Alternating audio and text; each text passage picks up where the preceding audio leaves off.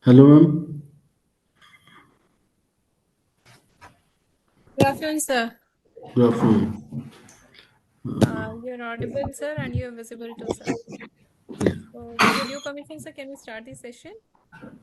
Yes, sure, ma'am. Before starting, sir, formally, I would like to introduce you with our participants. Mhm. Uh, Good afternoon, everyone. To all the participants, our esteemed speaker, Mr. Chandra Sharma, sir. So, it gives me immense pleasure to welcome you, sir, on this insightful session on the electric vehicles and sustainable ecosystem. A topic that stands at the crossroads of innovation, responsibility, and the future of our planet. It's my honor to introduce our expert speaker, Mr. Chandra Sharma, who is the Managing Director of TVISI Electric Private Limited. With over 15 years of rich experience in the electric mobility and automotive sector, Mr. Sharma has been instrumental in driving innovation, strategic leadership, and sustainable solutions in the electric vehicle domain. His extensive industry insights and hands on experience make him the perfect guide to enlighten us on how electric vehicles are shaping a sustainable ecosystem. Today, Sir will be sharing his valuable perspectives on the evolution of electric vehicles, their impact on environment sustainability, and the roadmap toward a greener and the cleaner future. I request you, sir, to please take over the session and share your expertise with us. Sure. As a brief introduction of myself, I'm Chandra Sharma. I have about 10 years of experience in energy sector only. I worked for energy sector like power generation in through coal, solar, and also in nuclear sector also. So I was consultant for BARC and Nuclear Power Corporation, and also worked on thorium-based energy systems for BARC. Later in 2017, I started my entrepreneurship program. This company, Twishi Group. So Twishi Group, we are doing uh, electric vehicles manufacturing and also solar systems, BASS, lots of other things we are doing. So, a brief introduction of my company I am giving you.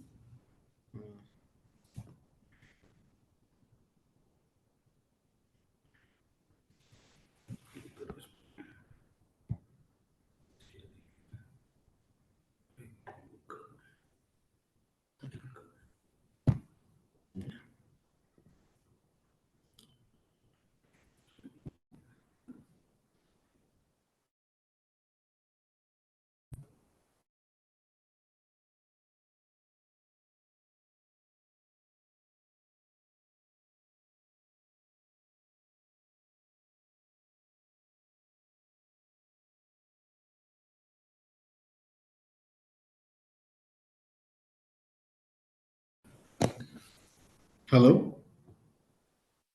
Yes, sir. It is visible, sir, but please, yes, sir. It is. This is Twishi Group. Twishi Group has four parts. Statics Electric. It deals in two-wheelers manufacturing. Then Yari Automobiles. Yari Automobiles have e-rickshaw three-wheelers, means L1 and L2, L3 category, and L5 category also. Then in Twishi Group we have Solargy. Solargy is all about this solar systems. We do means solar all these things, solar panels, solar EPC work we are doing in Solargy. Then we have Horvin. Horvin is a battery manufacturing company. In here we manufacture batteries for two wheelers, three wheelers, and also for this inverters. For Statics Electric, uh, Static Electric have especially two-wheeler brand, high-speed electric scooters, low-speed electric scooters, high-speed electric bikes, low-speed cargo vehicles, and handicap vehicles. Then this is our plant assembly where we assemble two-wheelers. There are some two-wheelers photos. There are some models, statics. M1 and this one. And then Yari is a three-wheeler manufacturing company. In this, we manufacture e-rickshaw, battery operated passenger vehicles, cargo vehicles, customized vehicles, and golf carts also. This is some photos of our plant where we are manufacturing this three wheelers, e-rickshaw.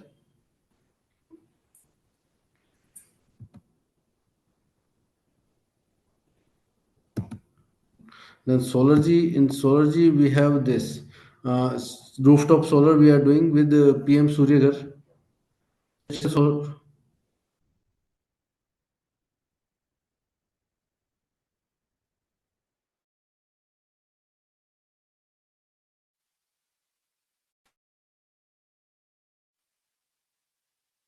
So the screenshot stopped the sharing. You're requested to please again share the screen. I think there is some network.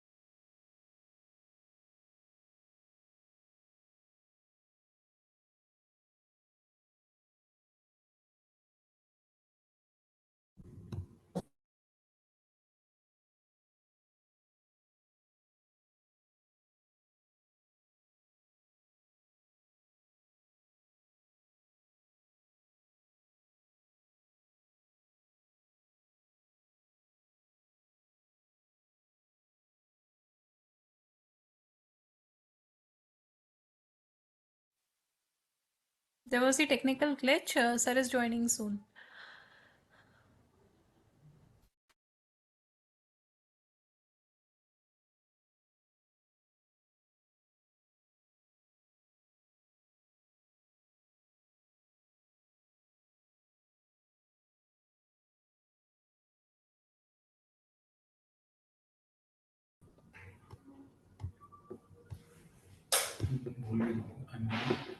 am I audible, ma'am?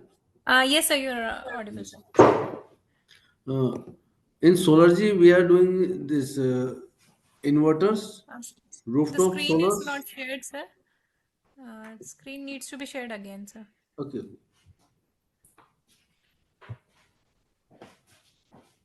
Screen. Share.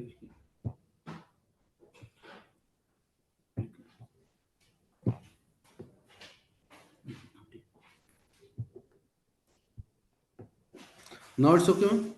Yes, sir. Now it is visible, sir. Thank you, sir. Uh, in Solargy, we are doing industrial solar plants, uh, industrial lithium generators up to 200 kVA, and in lithium inverters for home and industries. All this we are doing in Solargy energy solutions. Then these are our solar panels, some rooftop panels applications where we have installed solar inverter, some other solar plants, and lithium generator.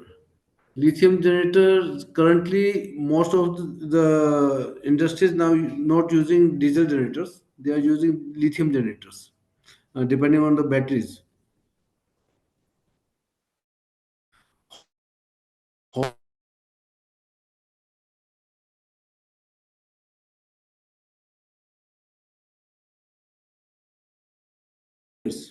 Also, we are in business of battery leasing and lithium inverter for home and industries.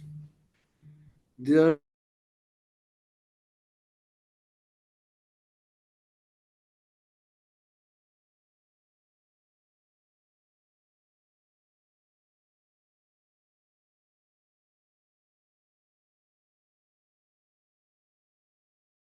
vehicles and solar lithium.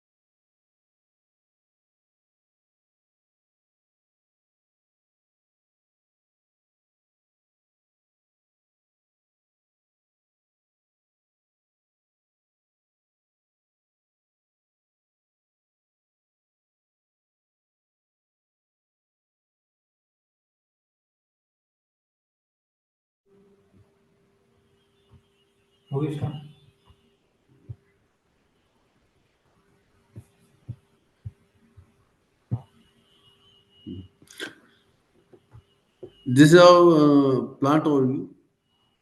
These are some machineries and how we are building the this chassis fabrication. This is the powder coating plant. Here in powder coating, first we do seven tank cleaning process. All the metal parts firstly cleaned, then this heating tank. Then we have coat the powder. Then it will go to the oven for baking the powder. Our plant capacity is 50 numbers bodies per day, same powder coating capacity. Two-wheeler chassis 50 numbers, same capacity of powder coating. Assembly capacity is 50 numbers. Assembly capacity of two-wheelers is 100 numbers a day. These are some certifications we have. ICAT, CIRT. We have manufacturing plants in Haryana, Kerala, Assam, Jharkhand, and Uttar Pradesh in Balia. And some of our outside plants, Nepal, Bangladesh, Sri Lanka, and in Dubai also. We have. These are our core suppliers: Ono Minda, Gabriel, Lumax, Acme. All these are automotive suppliers which are supplying to most of the companies like Maruti, Honda. Same suppliers we have in our vehicles. For our vehicles, same supplier we are using. And some of the customers are Autopal, Imtechnofor, Jugnu, eBike Go, Gam Motors, EV Credo, all these are our prestigious customers. Some national and international collaborations. We have collaboration with Sri Lanka, Dubai, and also in Bangladesh.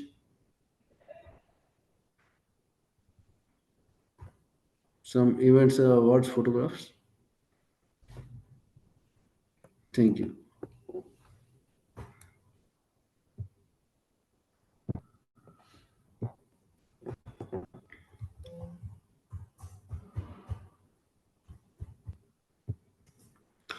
Now we go to the main topic: electric vehicles and sustainable ecosystem. I'm audible, ma'am? Yes, sir, you are audible, sir. Yes, yes. Electric vehicle में क्या है कि electric vehicle most of the people thinks vehicle and electric battery what we do, we put the battery and we start the vehicle. It's not like this. Electric vehicles have lots of parts, other parts. Electric vehicle में जैसे आप parts पे बात करेंगे तो सिर्फ power train नहीं है कि मोटर, कंट्रोलर और बैटरी। इसके अलावा आपके पास इसके ECUs हैं, पूरी जो इसकी वायरिंग है, और मेन कंपोनेंट्स इसमें क्या है, वायरिंग है। तो electric vehicle using electric motor for propulsion, powered by energy storage and battery, replacing traditional international internal combustion engines. But इसमें 4 टाइप्स ऑफ इलेक्ट्रिक व्हीकल्स अभी हम यूज कर रहे हैं करंटली। इसमें है अपने एक BEV है, बैटरी इलेक्ट्रिक व्हीकल्स। इसमें कंप्लीटली बैटरी रहती है अपने इलेक्ट्रिक व्हीकल्स में। इसमें IC इंजन्स नहीं रहते, बट कुछ हाइब्रिड इंजन्स हैं। अब जैसे सेकंड टाइप में है हाइब्रिड EVs। हाइब्रिड EVs में क्या है कि आपके साथ IEC इंजन है, IEC इंजन के साथ आपके पास बैटरी सपोर्ट रहता है, तो उसको हाइब्रिड EV बोलते हैं। प्लग इन हाइब्रिड EV में क्या करते हैं, लेकिन इसमें बैटरी सेपरेट रहती है, और हाइब्रिड EVs में जो बैटरी की चार्जिंग होती है वो इंजन्स के थ्रू होती है, और प्लग इन हाइब्रिड्स में बैटरी की चार्जिंग सेपरेटली होती है। तो ये PHEV और जो अपना HEV होते हैं, इन दोनों में ये फर्क रहता है। फोर्थ टाइप रहता है फ्यूल सेल EVs, जो अभी सिर्फ टोयोटा यूज कर रही है। फ्यूल सेल EVs में हम फ्यूल सेल्स यूज करते हैं हाइड्रोजन इलेक्ट्रिसिटी जनरेशन के लिए। ये आपको ये दिख रहा होगा। इसमें जैसे आप फोर्थ टाइप में देखेंगे, इसमें हाइड्रोजन टैंक अलग से है। हाइड्रोजन यूज करते हैं फ्यूल सेल्स में, फ्यूल सेल्स से इलेक्ट्रिसिटी जनरेट होती है। इलेक्ट्रिसिटी डायरेक्टली PCU से आपकी मोटर में भी जाती है और कुछ बैटरीज में स्टोर होती है। तो इस तरीके से जो फ्यूल सेल EVs हैं ये काम करते हैं, लेकिन इसमें अभी सिर्फ टोयोटा है जिसने अभी तक काम किया है। बाकी हाइब्रिड EVs और प्लग इन हाइब्रिड EVs में आप मारुति भी है, होंडा भी है, सुजुकी भी है, काफी लोग काम कर रहे हैं इसमें। और बी में तो मोस्टली टाटा भी काम कर रहा है, टाटा है, महिंद्रा, ये दोनों BE में काम कर रहे हैं अभी currently. So how do electric vehicle works, इसमें आप देखेंगे तो सबसे पहले आपके इलेक्ट्रिक मोटर है, इन्वर्टर है जो आपकी बैटरी के जो कैपेसिटी है, बैटरी करंट को कन्वर्ट करता है इलेक्ट्रिक मोटर के लिए। अब इसमें डिपेंड करता है कि इन्वर्टर यूज कर रहे हैं या कन्वर्टर यूज करते हैं, क्योंकि इन्वर्टर में आप जैसे जो बड़ी व्हीकल्स हैं उसमें हम AC मोटर यूज करते हैं, और जो स्मॉल व्हीकल्स हैं जैसे अपने 2 व्हीलर्स हैं, 3 व्हीलर्स हैं, इसमें हम DC मोटर यूज कर रहे हैं मैक्सिमम। तो DC मोटर के लिए हमें कन्वर्टर्स यूज करने पड़ते हैं, जो आपकी DC बैटरी को DC ही आउटपुट में दे देते हैं। और जो जैसे गाड़ियां हैं और बड़े व्हीकल्स हैं उसमें हमें AC मोटर यूज करते हैं, क्योंकि उसकी कंट्रोलिंग ईजी रहती है। तो वहाँ हमें इन्वर्टर्स यूज करने पड़ते हैं जो DC को AC में कन्वर्ट करते हैं। उसके अलावा ट्रांसमिशन है, EV बैटरीज हैं। EV बैटरी मोस्टली अभी जो यूज कर रहे हैं वो लिथियम यूज कर रहे हैं। सोडियम आयंस में भी अभी शुरू किया है काम, प्लस बैटरी चार्जिंग चार्जर्स है इसमें। आप देखेंगे तो मोटर व्हीकल कैटेगरीज अलग अलग हैं।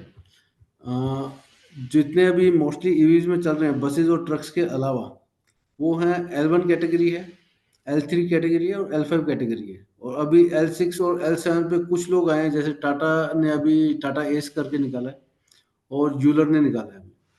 ये सिर्फ L6 L7 पे ये काम कर रहे हैं।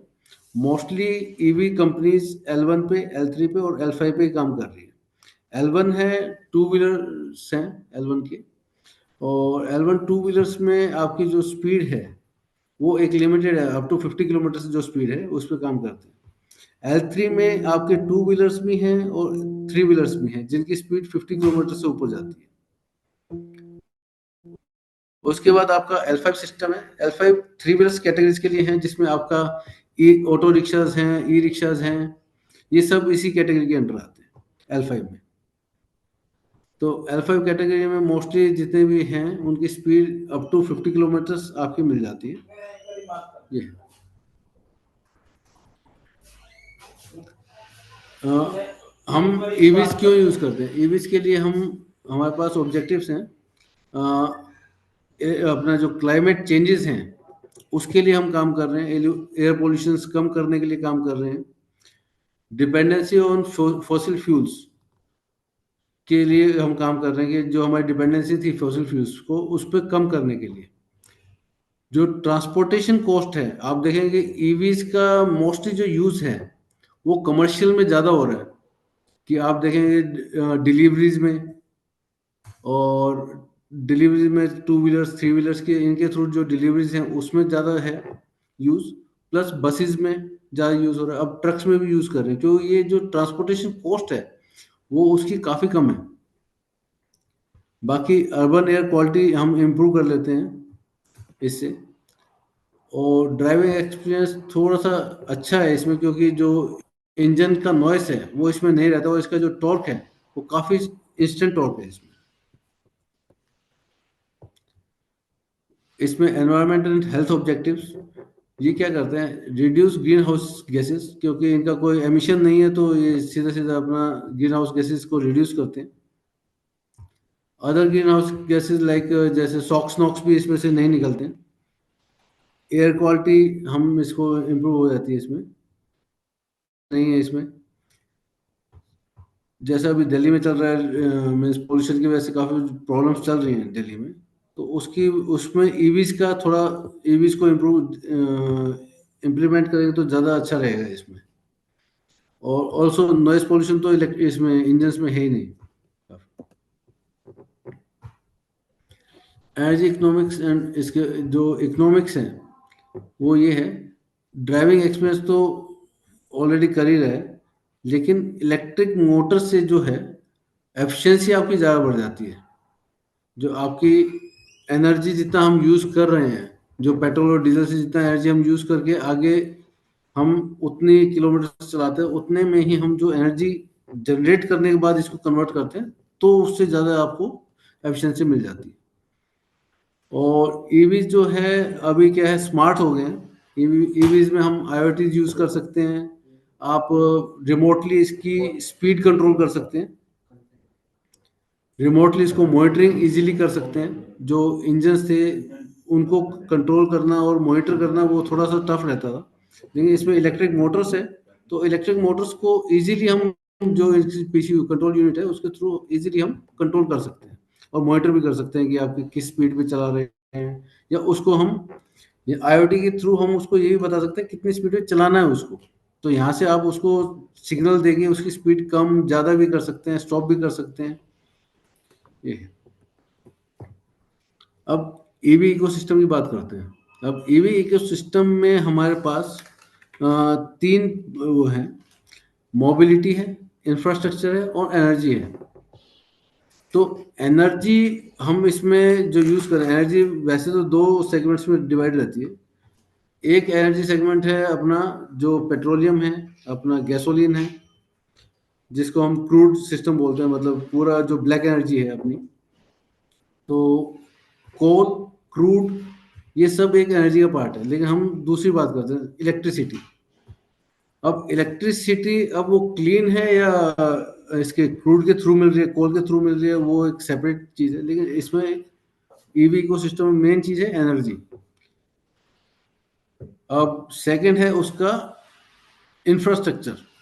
इंफ्रास्ट्रक्चर में आपका आ जाता है इसका charging stations, battery swapping systems, as a service, ये सब इसके इंफ्रास्ट्रक्चर्स हैं। और मेन है मोबिलिटी।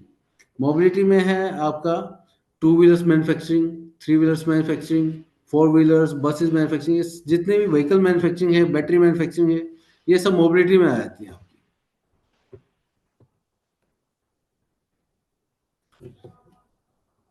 मैन्युफैक्चरिंग इसमें की कंपोनेंट्स वही है। मैन्युफैक्चरिंग है, battery production, vehicle assembly, infrastructure में चार्जिंग स्टेशन हैं, स्मार्ट ग्रिड्स हैं, एनर्जी सोर्स इलेक्ट्रिसिटी है।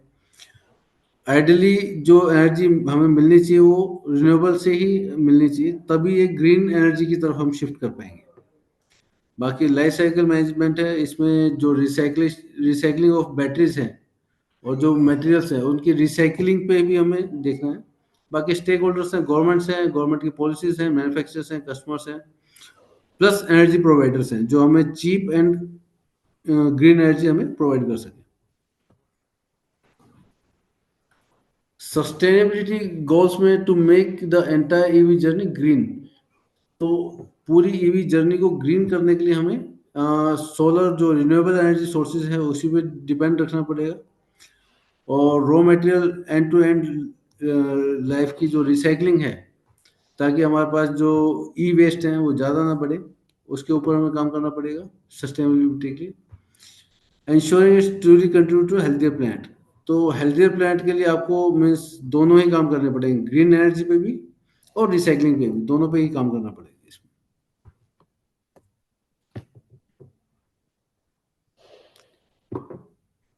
की to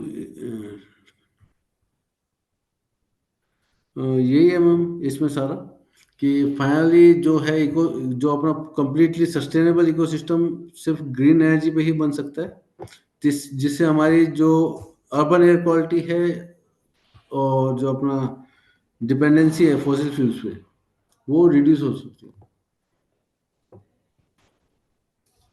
hello.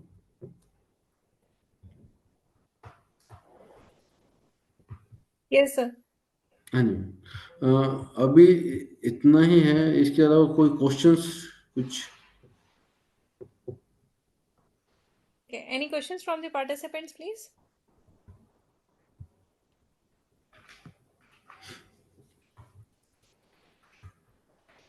Sir has been running his own business and he is the entrepreneur also. So, any questions from this point of view also, any participant may ask, sir.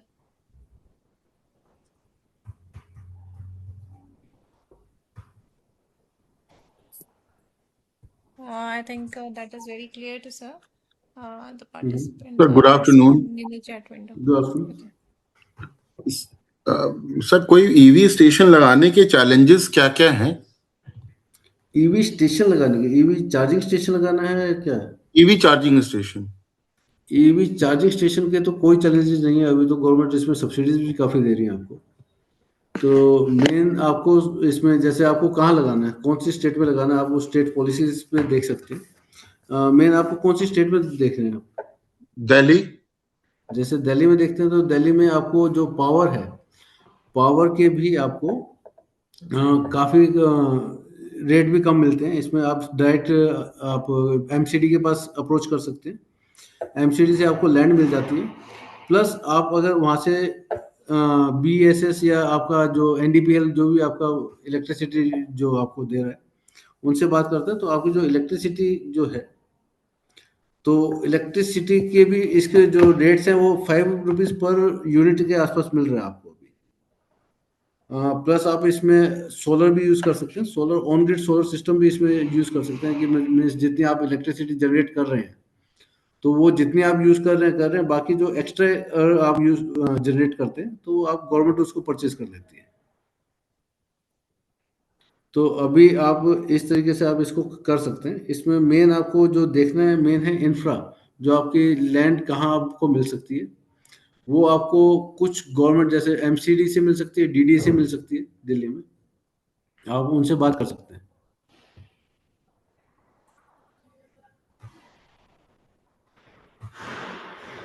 Any other participant? Sir fuel cell का अभी इसके अंदर क्या contribution रहा है? क्योंकि fuel cell में तो सर हाइड्रोजन ऑक्सीजन ये स्प्लिट होकर वाटर से आ रहा है। हम्म। स्टोरेज का क्या हम्म। सर, अभी कुछ इसके अंदर डेवलपमेंट हो पाई है क्या सर स्टोरेज का? फ्यूल सेल्स पे अभी काम काफ़ी कर रहे थे पीछे। फ्यूल सेल्स पे जैसे अपना है कल्याणी इंजीनियरिंग करके है, उन्होंने अभी ट्रेन्स के लिए भी बनाया था अपने। जितने भी फ्यूल सेल्स मैक्सिमम जो यूज़ कर रहे हैं हैवी व्हीकल्स के लिए यूज़ कर रहे हैं। हैवी व्हीकल्स जैसे अपना ट्रेन है, अपना ट्रक्स हैं, और अपने जो जैसे अभी शिप्स के लिए भी उन्होंने यूज़ करना शुरू किया है फ्यूल सेल के लिए। लेकिन फ्यूल सेल हाइड्रोजन का में मतलब स्टोरेज की प्रॉब्लम थी, तो इसको कैसे सॉल्व कर पा रहे हैं? नहीं, हाइड्रोजन की स्टोरेज की प्रॉब्लम नहीं है सर। हाइड्रोजन अभी तो क्या है, हाइड्रोजन की प्रोडक्शन की प्रॉब्लम है। हाइड्रोजन जो प्रोडक्शन है वो कॉस्टली ज़्यादा राइट। है। Cost right. एफिशिएंट की बात जो आती है, कॉस्ट एफिशिएंट की दिक्कत है। इकोनॉमिक्स मीन्स इकोनॉमिकल नहीं है अभी आज के टाइम पे जो हाइड्रोजन प्रोडक्शन है। अदरवाइज जो ये सिस्टम है, जो फ्यूल सेल सिस्टम है, वो काफ़ी एफिशिएंट है। और मीन्स जो अपने जितने भी हैवी व्हीकल्स हैं उनके लिए जो एफिशिएंट है वो फ्यूल सेल ही है। आप उसमें आप बैटरी सिस्टम लगाना आपको कॉस्टली पड़ेगा, लेकिन उतने हैवी सिस्टम को ड्राइव करने के लिए आपको फ्यूल सेल ही यूज़ करने पड़ेंगे। या आपको हाइड्रोजन, अभी करंटली जैसे होंडा और टोयोटा हाइड्रोजन इंजन डिज़ाइन कर रहे हैं, या तो हाइड्रोजन इंजन डिज़ाइन होंगे हैवी व्हीकल्स के लिए, या फिर आपको फ्यूल सेल्स पे काम होगा। सर ये पीएम फ्यूल सेल ही यूज कर रहे होंगे, proton exchange membrane fuel cell? Sir इसमें फ्यूल सेल्स में तो और भी 3-4 कैटेगरीज के आते हैं, तो वो है डिपेंड करता है कि कौन सा यूज़ करना है। वो उस व्हीकल की कैपेसिटी के ऊपर डिपेंड करता है कि वो व्हीकल को कितनी करंट कंजप्शन कितना है, कि पीक करंट कितना जाएगा, वो एक अलग उसमें बात करते हैं फिर हम, कि पूरा का कैन यू पूरा एक। Share your number also sir? Sure sure, I will give my number two ma'am. Okay. हाँ। Dr. Pankaj, you can contact me. I'll share his number with you, right? Okay ma'am. Thank you, sir. Any other questions, sir, from the other participants also? Either they can share their question in the chat window. Okay. I think there is no other questions, sir. I would request all the participants to please switch on their webcam so that we can have the group photograph for this session.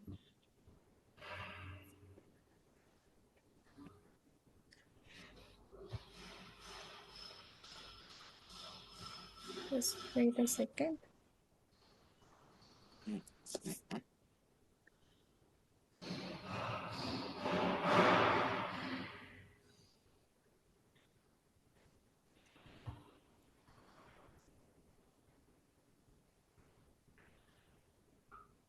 Thank you very much, sir, for sharing the Thank complete you। journey of your company with us and sharing the complete details of the sustainable future of the electric vehicles as well. So thank you very much, sir, for gracing this FDP with your Thank you। presence, and we are thankful to you, sir. Thank you very much, sir. Thank you. Thank you, sir. So this is the information for all participants that the next session will be starting at 3:30. So we are having time. So you can have the revision of your content. I've already shared the video recording links with you. And then we will be meeting again at 3:30. The meeting link is on. So if you are having any query, you may please ask.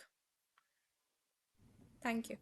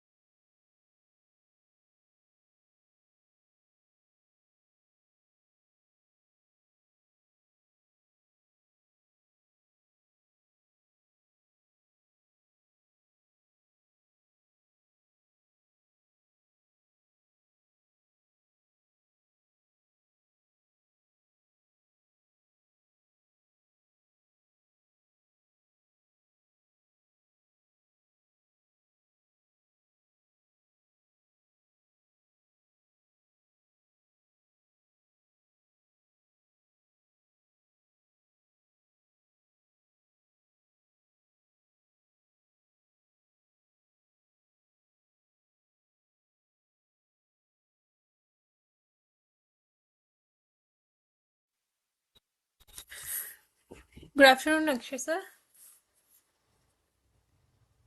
Good afternoon. How are you I'm all? good, sir. How are you, sir? Okay, thank you very much. I hope you can hear me. Yes, sir. You're clearly audible, sir.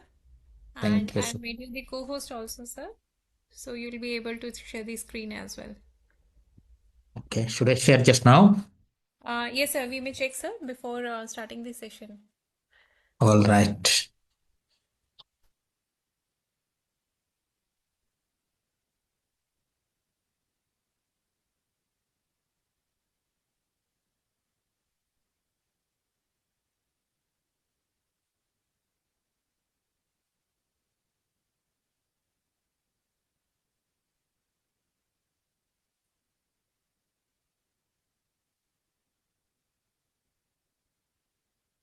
Yes, sir. The screen is visible, sir. Thank you so much. Thank you very much, sir. So we have a few minutes or yeah, I think yes. Should we wait for that 4 minutes or so? If you say so, sir, we can start now, or we should wait for another 4 to 5 minutes. All right. I need to see where the camera is now.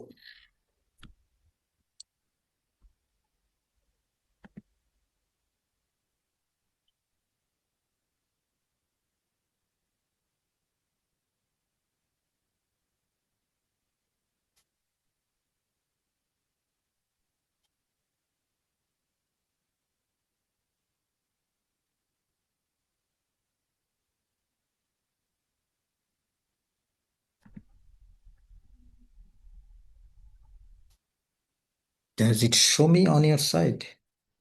Yes, sir. You are visible, but a slight orientation of the laptop towards you will be fine. Then. Yes, sir. Fine. Okay, I'll put it off after the starting just to avoid any internet issues. The internet is Yes, not sir, that, please. yeah. Sure, sir. I don't know why I can't see myself on the. Okay, I can see. Thank you so much. It's the orientation. Yeah, my computer is not that great.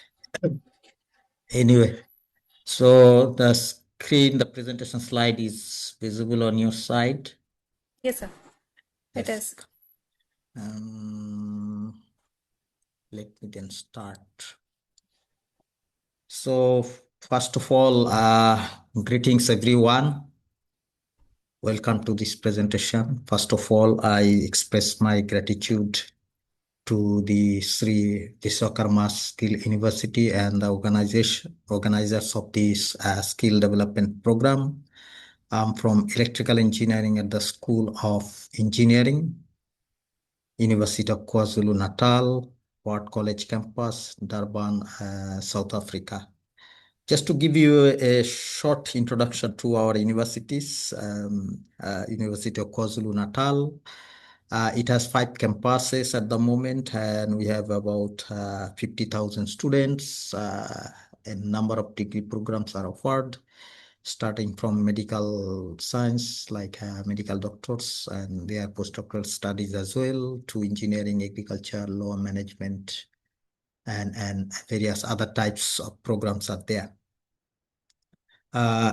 And before I start, I must thank the Chief Patron, Professor Dr. Dinesh Kumar, who is the Honorable Vice Chancellor of the university, along with our other professors in their various portfolios, Professor Dr. Jyoti Rana, Professor Vikram Singh, Professor Suresh Kumar, Professor Ashish Srivastava, Dr. Mani Kanwar Singh, Dr. Sanjay Singh Rathore, and of course, Dr. Preeti, who invited me in the first place for this presentation. So I'm grateful to all of you and thank you very much for planning such an important skill development program. For your thoughts, for your implementation. We are actually grateful. I am grateful along with the participants. And to the participants, I know all of you are very, very genius and at the top level. I will try to keep my presentation generic, bearing in mind that your good hearts will allow me to do so, because I always believe that no matter what we present, it's always some hints of a beginning. So we'll take it from here, and we know that our main aim is to research and develop, and especially in this area of the title I was given or chosen, the future of electric vehicle. I'm sure you have learned a lot over this week for a few days on these electric vehicles, including simulations and all. And you might wonder, the presentation is on future of electric vehicles, but if you look at the title slides, it looks like a lady, beautiful lady, young one, is holding a musical instrument, and there are attendees or viewers listening to her music. So this is just a inspiration that I took from one of the poems that I liked when I was young. The poem is called The Harp of India. It was composed by one of my favorite educationists, Henry Louis Vivian Diozio, who was originally Portuguese and was an Indian poet. He was assistant headmaster of Hindu College at that time in Kolkata. He was born in 1809. So long ago, over 200 years, you can imagine. But the great thing about him is that he was a great radical thinker of his time at that 1800, and one of the first Indian educators who disseminated Western learning and science among the young men of Bengal. I'm from the province of West Bengal. So he was there at that Hindu college. So that was the inspiration of that. It's AI generated. It's not drawn by me. So please don't get confused by that. Thank you so much. So from now, I'll keep my video off to avoid any kind of network disturbance. Thank you so much. So let's go and start. So what, oh, sorry, it's not moving. Why it's not moving? Sir, if you would be presenting the entire screen, then it will be changing, sir. If you would have present only the presentation, I think there is concern with that. Yeah, now you can Yeah. see. Now, it is the second slide, sir. Electrification to transportation. No, let me redo it Okay. because I was choosing the.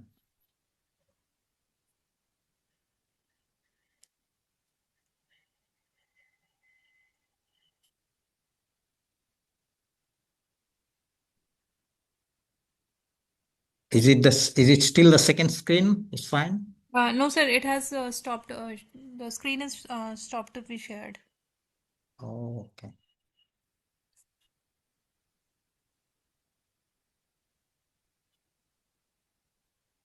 Now your blank screen is visible, sir. Now the Okay, first slide now is there. it's The second first slide slide is is there. there.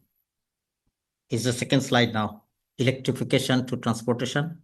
Yes, sir. It is the second slide now. Okay, thank you so much. So let us start this presentation now. Like I mentioned earlier, that I will try to keep it generic. And also, as we all know, we are all in the discipline of electrical engineering. So it all started with electrification, and now electrification has become a major factor in our social development in our lives, and combined with the economic growth and environmental contribution. And accordingly, electrification is actually projected to increase further into transportation sector. That's what we are experiencing at the moment. One of the main reasons is that energy transition, together with the zero carbon emission and the economical aspect of it. So electrified transportation is considered as a desirable solution to reduce the fossil fuel dependence, as well as the environmental impacts such as reducing greenhouse gas emissions And also we focus on climate change that we always read about on news articles or even listen to those news programs on televisions.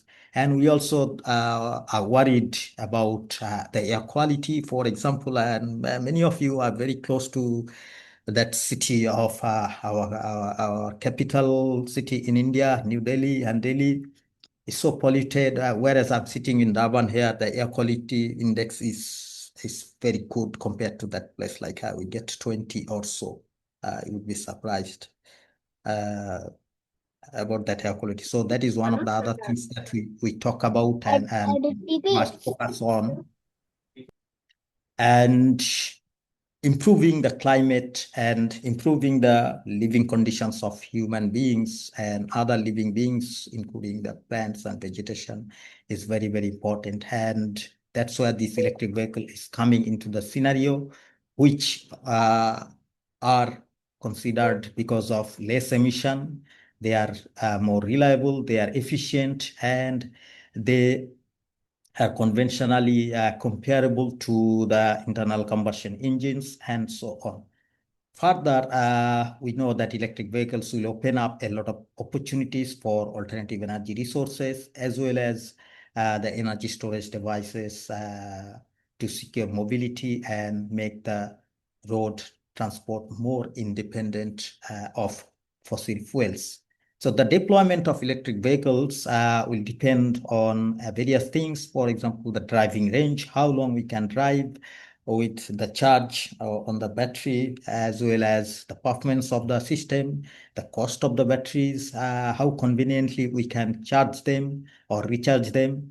Also, we must not forget about the safety and other perceptions that we might have, including the driving habits. So one of the other things is the charging systems that is being focused on by the researchers. But before I go to that, let me start with the pollution that is actually driving us. So I considered it as the driving force towards these electric vehicles by all the researchers and industries. Even the government authorities are considering this as a future solution. So if we look at the total USA greenhouse gas emission in the year 2022, by all the economic sectors, we can see that transportation has 28% contribution, while electric power industries are contributing about 25%, and other industries are contributing 23%, and 10% is coming from the agricultural sector, while the residential and commercial sectors are contributing about 13%. So the transportation these days using fossil fuels are contributing the highest portion of it, 28%. And if you look at the countries, USA, Canada, China, India, Japan, and European Union, they are the major contributors to this greenhouse gas emission. Yes, of course, USA is trying to reduce its carbon emission. China is also trying, India is also trying, but sometimes they are going up and down. So we want to look at the real scenarios, what is happening in those countries. So if we look at the global monthly greenhouse gas emission from the year 2021, the month of January to the month of April in 2025 this year. So we can clearly see how the greenhouse gas emission that we are talking about affecting our lives in terms of climate change, in terms of air quality index, and all is increasing from the year 2021, 2, 3, 4, 5, all the way. And this graph is showing up to the month of April 2025. So you can see the white graph was a bit low in the month of February, but again, it went up in March and still higher compared to the years, all the years 2021 to 2024, and it's leading.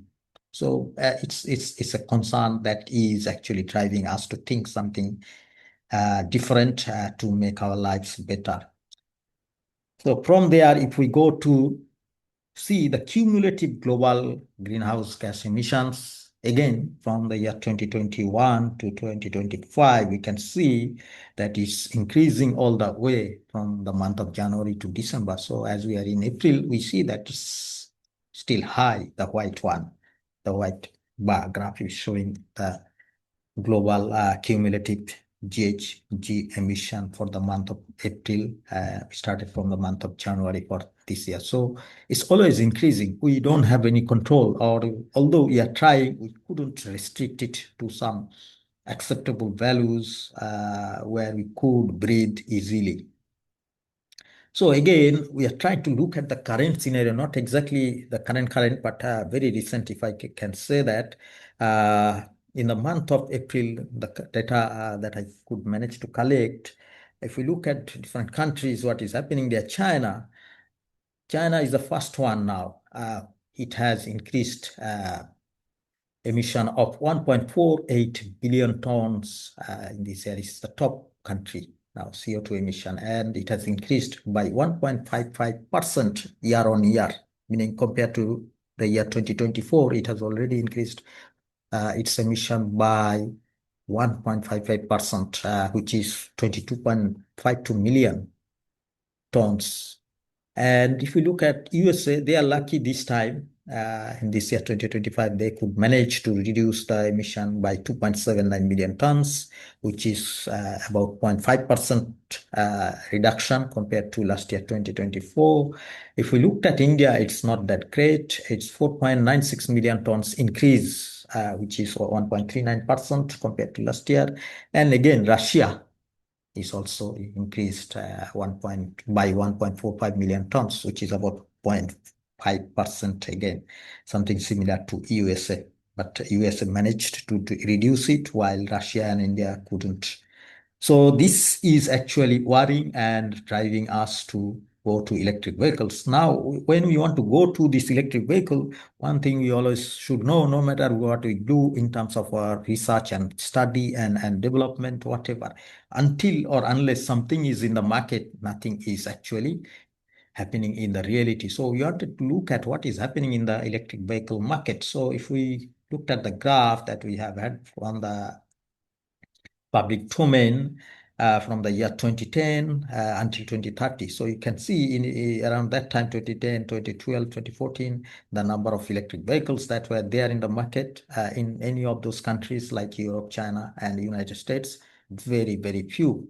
And the share is shown is here as a percentage. But as we coming towards 2024, 2026, 2028, it's increasing very fast. And of course, the country of China, Republic of China is leading here together with Europe, and the rest of the world is there, but cannot possibly compete with China. But United States of America, the blue one, is also there. They are putting all their efforts and trying to make sure that their electric vehicle market share is visible so that it improves the standards of people's lives. So from there, we go to even see in the market how much is the sales of electric vehicles. So in the year 2020, it was about 3.1 million globally. And in the year 2025, 14 million. So we can see it's more than 4 times in 5 years' time. And it's increasing and increasing, and its aim is to be increased to reduce the effects of pollution and so on. And on the right hand side, you see the pie chart that's showing those car producer manufacturers, the big ones. You see the names: Tesla, Volkswagen, Volvo, Wuling, Audi, BMW, BYD, Hyundai, Kia, including Mercedes-Benz. They are having the shares in the market, and notably Tesla is leading here. Tesla is leading here with 14%, while all other brands are contributing about 47%. So you can see all these few car brands, starting with Tesla to Mercedes-Benz, they are actually holding this major share of the market, 53%, while all other small ones, they are having 47%. So as this graph is shown here, one of the main reasons is that it's not only our thoughts, it's not only the researchers, it's not only a few companies, the big companies are in the scenario. So you all know how big the Tesla is, how big Volkswagen is, how big Volvo or Mercedes-Benz and BMW are. Including Audi and all. So they are all into this business, like I mentioned earlier. Until or unless something is in the market, nothing is going to happen, nothing is going to be realized. So this is one of the good signs that all these big corporates are coming into the scenario to play their roles and making things possible. So we also want to look at where are the stocks of these electric vehicles, and as we know, there are the classifications of electric vehicles, a battery electric vehicle, plugged in hybrid electric vehicle, and so on. We'll come to that description or the definition, which I guess you all know already. So this is the graph that shows how the stocks changed over the years. So again, we started around 2010, 2012 on the graph, and we come to this year 2021. Unfortunately, I don't have the current data for this one, but what is notable here is that, again, China is leading. China is leading in terms of battery electric vehicle as well as plugged-in electric vehicle, while the other sector, other country or the region which is leading is the European Union, both in terms of plugged-in electric vehicle and the battery electric vehicle, the yellow one and the gray color in the middle of the Chinese one is the blue one at the bottom.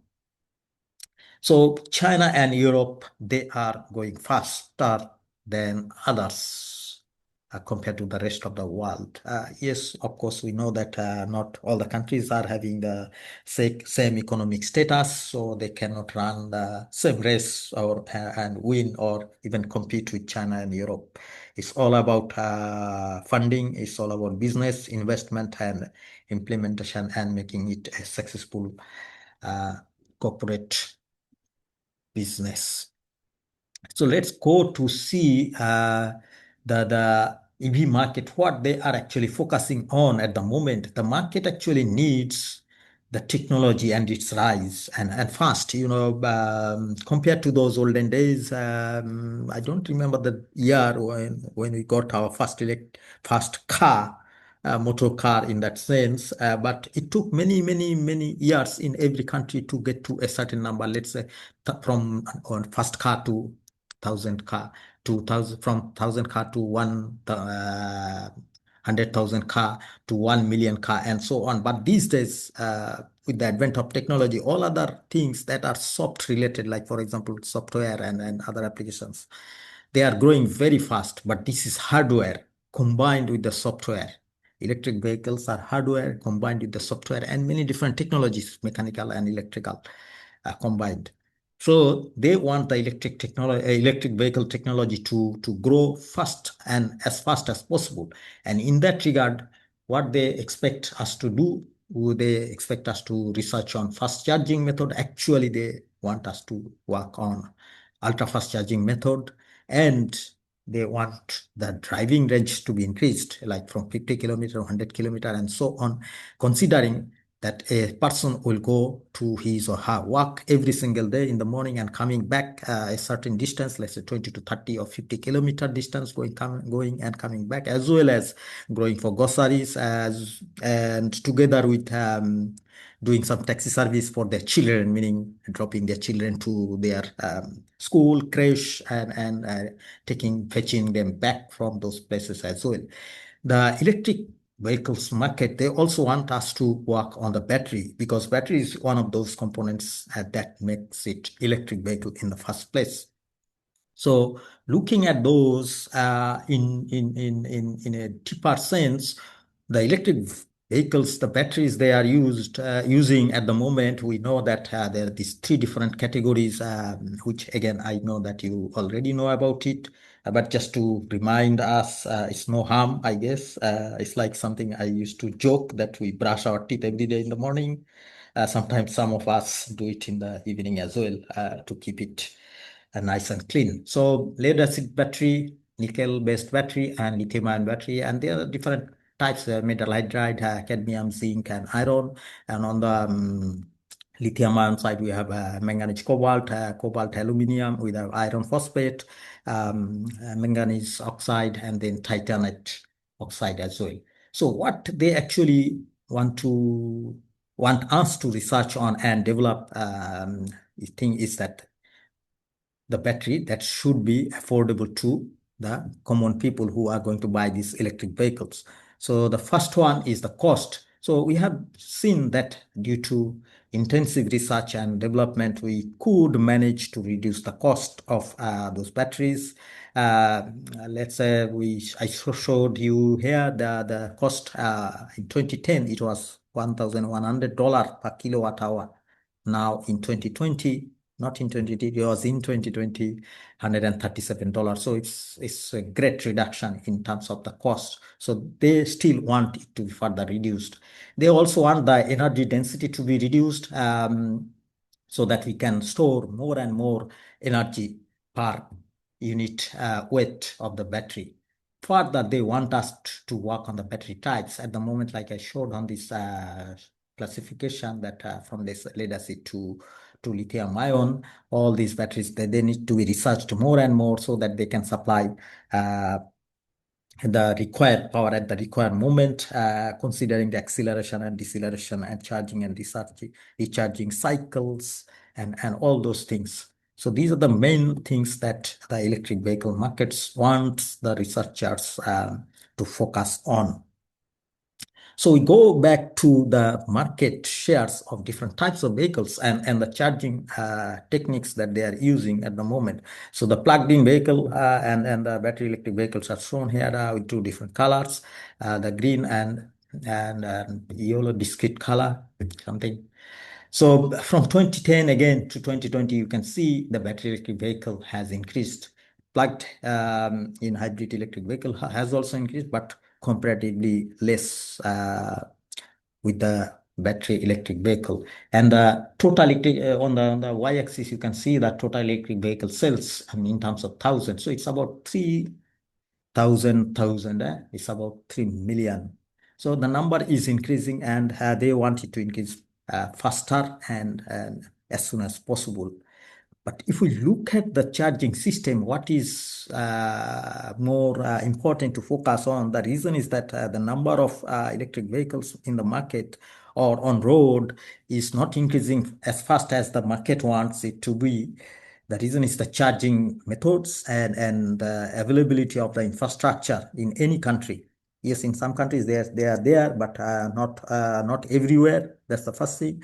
The second thing is how long it takes to charge a vehicle or the battery of that vehicle in that sense. So there are the two charging techniques that was started with. The first one was slow charging, definitely, and then the next one came, the improved one, is the fast charging. So slow charging process is still there, as you can see in 2020, is still there and more compared to the fast charging methods. But nowadays they are focusing on ultra fast charging and so on.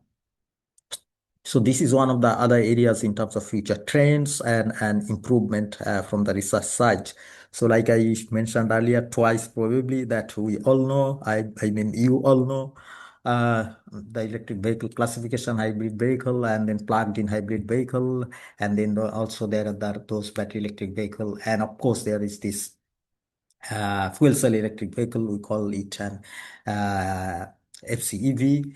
And this other one, extended range electric vehicle, are those electric cars with a small gasoline generator on board that recharges the battery, and it offers longer total range than standard electric vehicles by solving a range anxiety. We call it range anxiety, meaning you are anxious how far you would be able to drive the car from the moment when you start to be anxious.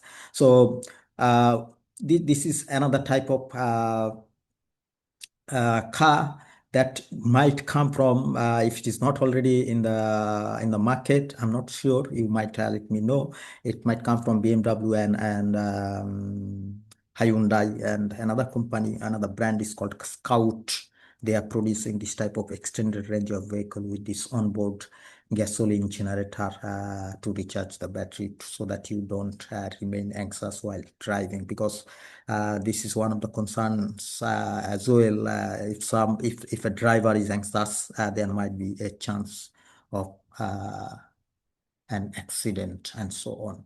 This is one of the other things that you again know already, that electric vehicle charging methods, but just to flash it in front of us, there are these three types of charging methods. I'm not going to go on each of them and discuss those things like I mentioned earlier, that we have to keep it generic so that we take it from here and research on the particular one in which one would be researching on, because it's impossible for a single person or individual to focus on all of these things and remain sane, if I can put it that way. So conductive charging, battery swapping, wireless charging, and then onboard systems, and capacitive inductive and resonant inductive. Yes, we'll come to other different classifications on this one as well. But let us check the charging specifications before we do so. So I took some examples of electric vehicle models from some established big car brands. You can see on the left-hand side the electric vehicle models: VW, e-Golf, Nissan, BMW, Renault, Tesla, Kia Niro, Mercedes, Ford Mustang, which is a very expensive car, Volvo, Porsche, also expensive, Jaguar, expensive, you all know, Audi, not that expensive, but still expensive to many of us. So if you look at the battery capacity of all these car models and their charging capacity specifications, the first one is the battery capacity. You can see from VW, as we go down to Jaguar, Porsche, and Audi, the battery capacity is increased, and the battery voltage is almost in between that range, 300 to 400 volt, while if we see that the battery voltage for Porsche is different, is 800. I don't know why or how they chose it. Maybe the designers would know. And in terms of the energy consumption per mile, in terms of watt hour, the energy consumption is more or less same within the 200 to 300 range. But of course, if we go to Jaguar and Audi e-tron, is above 300, is 426. So it's higher compared to all the other cars. And in terms of the distance, the range in miles you can drive with single charging is varying from 144, which is the first one, the VW e-Golf. And if you take a Jaguar or Audi, it's about 250 kilometers. And if we go to Tesla model, it's 278 to 360. It's the highest one. Not exactly the highest one. It might be Volvo Recharger, but it depends on the road conditions and all other things as well. And if we look at the charging time, how long it takes for a 50 kilowatt system to be recharged. So you can see it's about an hour, 60 minutes. And the Kia Niro takes a little more longer, so 75 minutes and so on. So in between an hour, you can get your charge recharged. But what the electric vehicle brands, the market, or the people, the user rather, would want, they want their cars to be recharged within 10-15 minutes. They cannot be waiting. Yes, we are advising other car manufacturers or the brands or the charging stations, even the electric power utility are advising the EV users that you charge your electric vehicle during the night time, so that the peak shaving and all those things can also be maintained easily, and you don't have to worry. You just put it on charge, you go to your bed, and in the morning it's fine and ready for you to go and drive to your work and so on. The second right column is the connector type. There are different types of connectors. One is the CCS. Type 2 is combined charging system. Type 2 combined charging system, CCN. It's very dominant standard in Europe, is high-speed DC fast charging, building on the familiar Type 2. It has also an AC plug systems and many other things. You can check all those various specification on those things if you are interested on those connectors. But the other one is the CHA demo Type 2. CHA demo Type 2 is also a very specific one. Is in Japan, and the other one, the supercharger, is Tesla's own model. Tesla's own model. They don't copy and things like that. So it's possibly because of that. And if we look at the charging power in kilowatt, how much is the charging power? That there are three values there: 6.6, for example, 6.6 for the second one, and then 100. So the first one is for AC single phase, and then three phase, and the third one is for the DC fast charging method. So it's 6.6 kilowatt, 6.6 kilowatt for the three phase as well, and then 100 kilowatt for the DC fast charging. So you can see that charging power is within a range, not that much varying, unless we go for DC fast charging. So it takes more power, but it gives you the fast charging technique, as well as it will reduce the charging time, although we don't see it on the charging time on this table at the moment. So let's go to different types of charging modes, not only those charging specifications, and there is charging mode, single phase, three phase are involved, and also coming with DC supply as well. So the current ranges are varying here in terms of mode 1, mode 2, mode 3, which are all falling under AC systems. If you go to DC systems, the current is high. You can see 250 to 400 ampere. The voltage is also high in case of DC, 600 to 1000 volt. And the power is also high, greater than 150 kilowatt. And one of the specific things that we need to take note of here is that the connector. So for mode 1, mode 2, the connector is not available at the moment. I met some people from Canada a week ago or so. They are trying to develop some specific connectors for this. And you can see mode 1 is useful for household outlet, while mode 2 is for has something very specific in terms of protection and control. And if we go to mode 3, control and communication, they want communication. And for mode 4, they also want control and communication, meaning they want something very specific, like, for example, they were mentioning something very specific and very generic as well. Let's say on my cell phone these days, I don't have airtime, so I cannot make any call. It will tell me that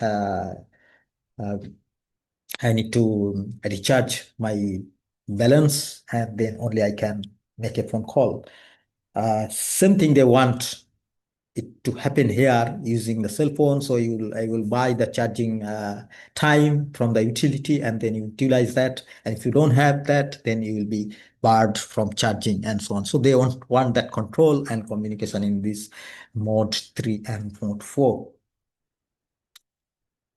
So if we go to those charging connectors, I mentioned that mode 1 and 2, they are not there at the moment. But if you look at the different countries and global market, this is how they look like, the physical ones, how many connecting points and so on, and their maximum capacity, input voltage, current rating, and standards that they followed, IEC to SAE, and so on. So these are the different types: type 1, type 2, type 2 GBT, as well as something very special from Tesla again. Okay, if you need this slide, I can give it to you. So don't to worry about these pictures and all those things. I can email you after this presentation. So when you look at this, we also see that there are various things that we need to take up. Apart from the maximum capacity in terms of kilowatt, the input voltage range is also very wide here, from 120 single phase to 480 volt three-phase supply is being used for this type of connectors, which is kind of standard, but 120 volt single phase might not get everywhere. You will have to organize that supply system for it to happen. Right. Let's go to the DC charging connectors. The previous one was the AC charging connectors. This is the DC one. It's something similar that we took those countries, Japan, USA, Europe, China, and all other global markets. And again, we see that that CH demo is coming here, CCS is coming here, and then the Tesla's own one supercharger connector is here. And they are following those different standards from IEC, GPT, and SAE as well. Right, so different types of connectors we will need because we will choose what type of charging systems we are going to use, AC or DC. So for that, what happens, the developed charging techniques or systems are coming in different ways. So the first one that you see here is having a common AC bus. So what is happening here? We take the power from the grid to a point of common coupling, and we use a suitable transformer to make a common AC bus bar. And from that common AC bus bar, we apply the power electronic converters AC to DC, and then the DC to DC converter to make that charging station to supply a number of electric vehicles that can be charged in parallel. The second system in that regard is something very similar, but is that the DC bus is common here, not the AC bus. So we take the power again from the grid through the to a point of common coupling through a transformer, and then do the conversion AC to DC, form a common DC bus bar. And this common DC bus bar is going to supply a number of DC to DC converters to a number of charging stations and charging the vehicles in parallel. The other one is a combination in which we take again the power from the grid using a suitable transformer, make the common AC bus bar. And from the common AC bus bar, we have an inverter here, AC to DC conversion, and then we go to the DC bus, which is common to a number of stations. But the notable thing here is that we can connect the solar PVs for the DC bus to be fed. We also can use energy storage systems to energize the DC bus, and at the same time we can charge a number of vehicles. So this system is much more preferred by many charging stations or the users as well, because it opens up the opportunities for the renewables as well as energy storage devices. So if we look at the charging systems in general now, combining of what we have seen or talked about so far, so we saw that the charging system would be conductive charging, inductive battery swapping, and all those. So it has those physical contact. And then if we look at the charging circuit, then it will be onboard charger, offboard charger, and these days many researchers are also focusing on wireless chargings for electric vehicles. And if we look at the power supply, type of power supply, so it's AC and DC that we have just talked about. And then the other thing that comes into the scenario is the power flow. And we know that most of the times we have been operating our systems in unidirectional systems, but these days we started to talk about the bidirectional power flow and so on. So this also comes into the scenario. So vehicle to grid comes into the scenario as well for that bidirectional part of this. So on the right hand side, you can see the visual representation of the onboard and offboard charging systems. So the DC charging system is shown here, which can be connected to the vehicle. And if you have onboard charging, then you have onboard charging system, you just plug in into the AC charging system. And of course, the power rating will change accordingly. Now, if we just want to go a little bit, like I mentioned, I don't want to go a lot more deeper, because one of the most important thing here is that all these power electronics are now going to come into the scenario and play its role here to improve the performance of the system and so on. So it will be too much of those circuits that you already know, and you might have already worked on, published papers, and so on. I just want to give that flash again. So onboard charger is there. You can see on the diagram together with the battery, and then you can use energy storage device like supercapacitor together with the DC-DC converter feeding to a DC bus. and from the DC bus, the DC to AC inverter will be connected to the motor, and we can also have some electronic load on the car. But if you come to the onboard charger, it's the same thing. Power is coming from the AC supply, then you get the DC from there using rectifier, and then DC-DC converter together with the DC link will give you the power that will be supplied to the vehicle to this electric vehicle supply equipment, which is generically known as EVSE. So this is very generic, broad, high-level diagram for the charging system of electric vehicles showing outboard and onboard. This is another representative model of the same thing, outboard and onboard. And you see here on the middle block of the onboard charging systems, level 2 single phase or 3 phase can be taken, 240 volt AC, 200 to 450 volts DC. It can be used at the office space area or home or even in garages and so on. The electronic part is shown on the car uh, for the onboard charger of electric vehicles, battery and so on. And it also shows the other infrastructure together with the battery pack, traction drive, and the converters and the electric motor as well.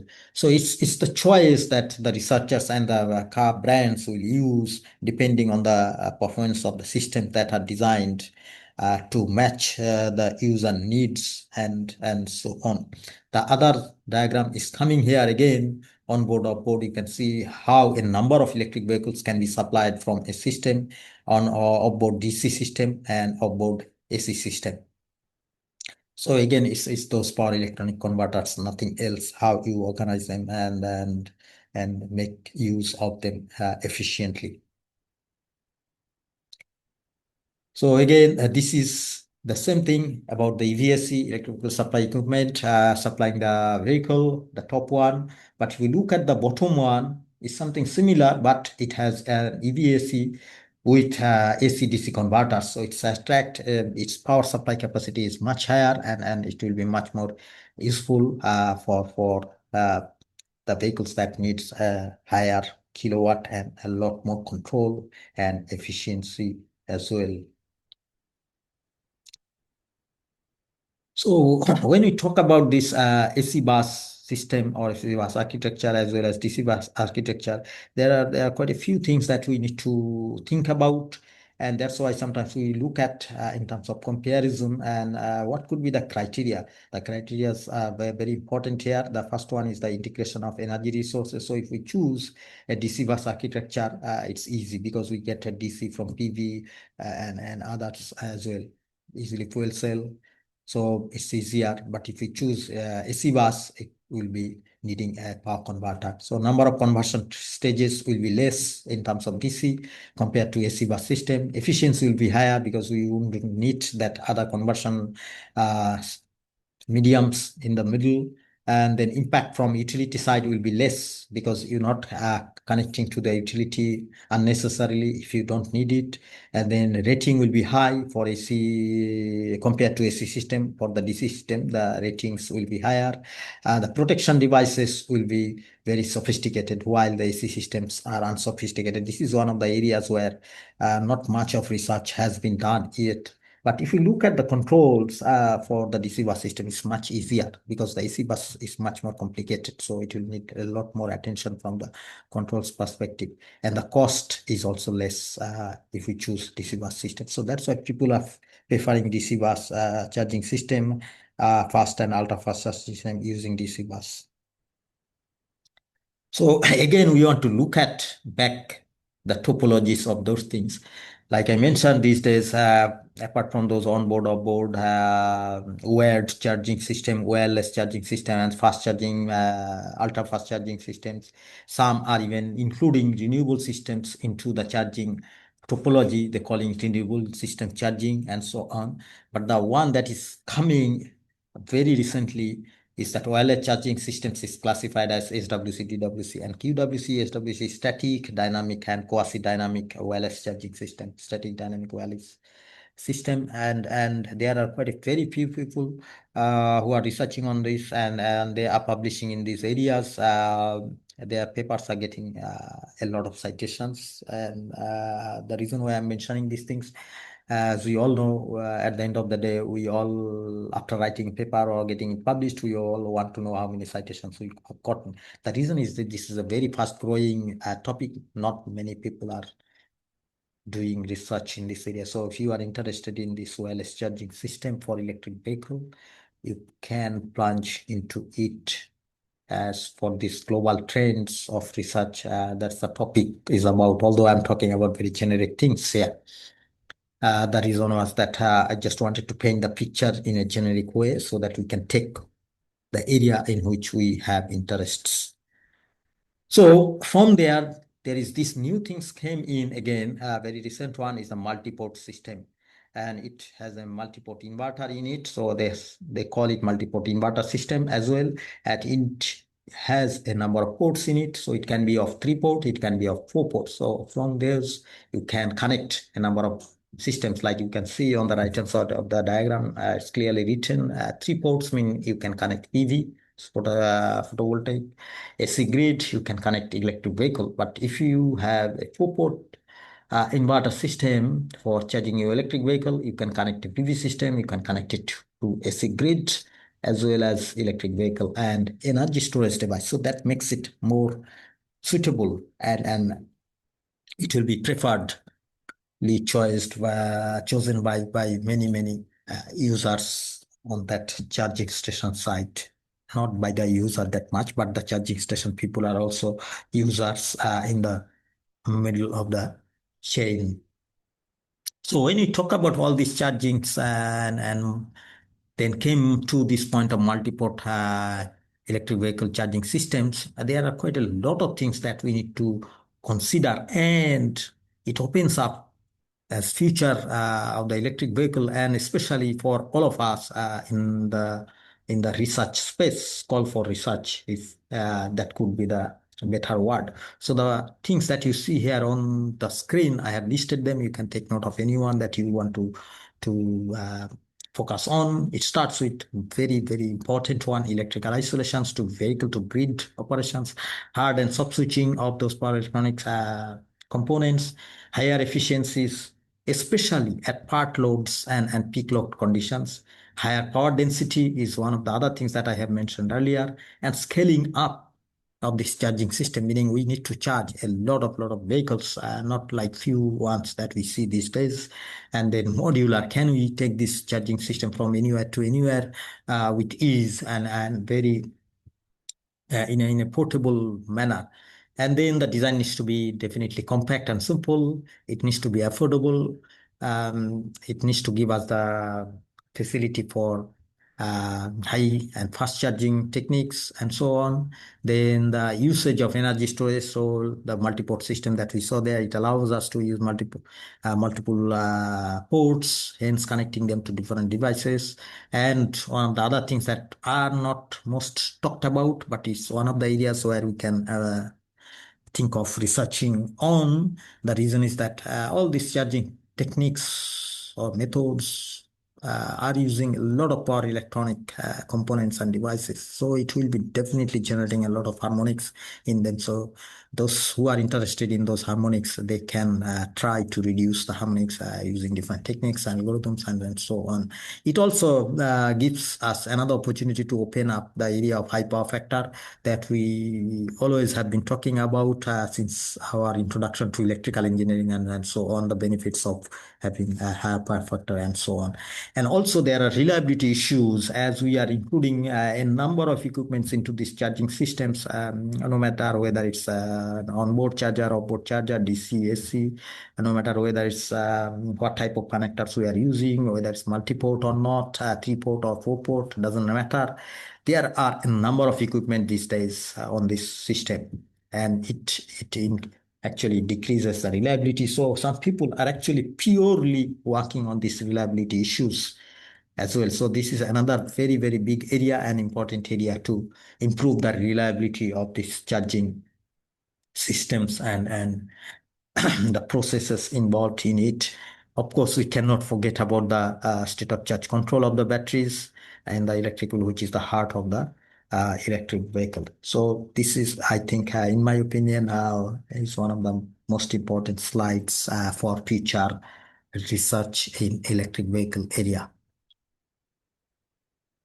Then you see here a diagram showing the control of a rectifier. I just put one diagram for us to remind ourselves that there are a lot of controls applications here and implementations, and the one that I showed here is also showing that FPGA implementation of that rectifier and so on. And then that adaptive algorithm is intentionally shown. I didn't want to show the complicated ones.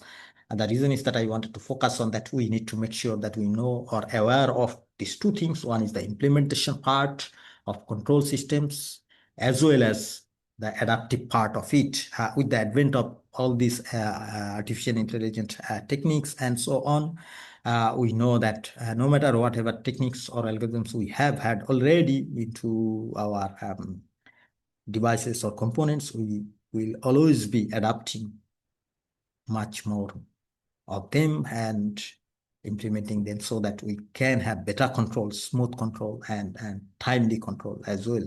So this is just a generic one for us to remind in terms of the controls and implementation aspects of it. So in that one, I mentioned about the power electronics, a lot of converters and inverters and all those were coming on. So I thought, let me just show this bigger picture of the power electronic converters. PEC at the top is the power electronic converters, and it's a diagram that shows all those classifications that we already know possibly, but it's good to have it once again. So it's those AC/DC, DC/DC, and all those, and you come down all the way, single stage to half bridge, full bridge, bidirectional, and all those. So if you are in the power electronic converters part of electric vehicles, then you should locate yourself where you want to research on and how you can contribute to the performance enhancement of electric vehicles. And again, I'm just reminding all of us that this is one of the areas where top level researchers are working on. Just to give you an example, who are the top level ones? I'm not anyone or anything very, very low. And I can put myself as a child. The reason is that last week I met a person, like I was mentioning about the Google citations and so on, that we always look at our citations, how many we have. So I met a person whose citations, total citations in Google Scholar is 244,000. 244,000. In Indian is 2,44,000. So you can imagine the area, how important this area is. And if you can really focus on this and produce some top quality journals, definitely you will be recognized by the whole world and so on. So this is the important one as well for us to be in future. Yes, this diagram is old, but it takes us to the future. So from there again, I wanted to look at what is happening, where the future is going on, where the researchers are focusing on. As you can see on this trend, where the future. So the top one you see there, the fast charging stations. People are focusing on fast charging stations. They are focusing on controls, like I mentioned, modular converters. They are focusing on. They are focusing on battery management. They are focusing on DC-DC converters. They are focusing on vehicle performance. They are focusing on isolated converters. They are focusing on interleaved converters, Buck-Split converter, a whole lot of converters. Of course, there is also renewable energy systems. There are vehicle applications. There are matrix converters and so on. So again, you can take this and locate yourself where you could be. The core point of this is the topology. So this is where people are at the moment across the whole world. So it's a very important one in regard to where we want to be in future. So I want to go to conclude quickly instead of giving you a time, sitting for a long time and so on, because you know all I presented, there's, I guess, nothing new. So where are we going in terms of future research trends? First of all, the electric vehicles market and the business sector, they want to see the growth And not only just a growth, they want successful growth. And if I can put it that way, that many countries are not yet ready. They don't even have any white paper in terms of infrastructure supports system that would be required for electric vehicles to be in the market and on the road. So there is a lot that needs to happen in the in regard to implementation policy. It should come from government, if I'm not wrong, in the first place. And if it comes from the government and considered in various sectors engaging with the stakeholders, it will help the industries to mature fast. That's what the business sectors want. And in line with that, it has to be systematic and it has to be efficient. If it is not systematic, it will be a chaos. And when you launch something new, and if you are not systematic and efficient, it might come and bite.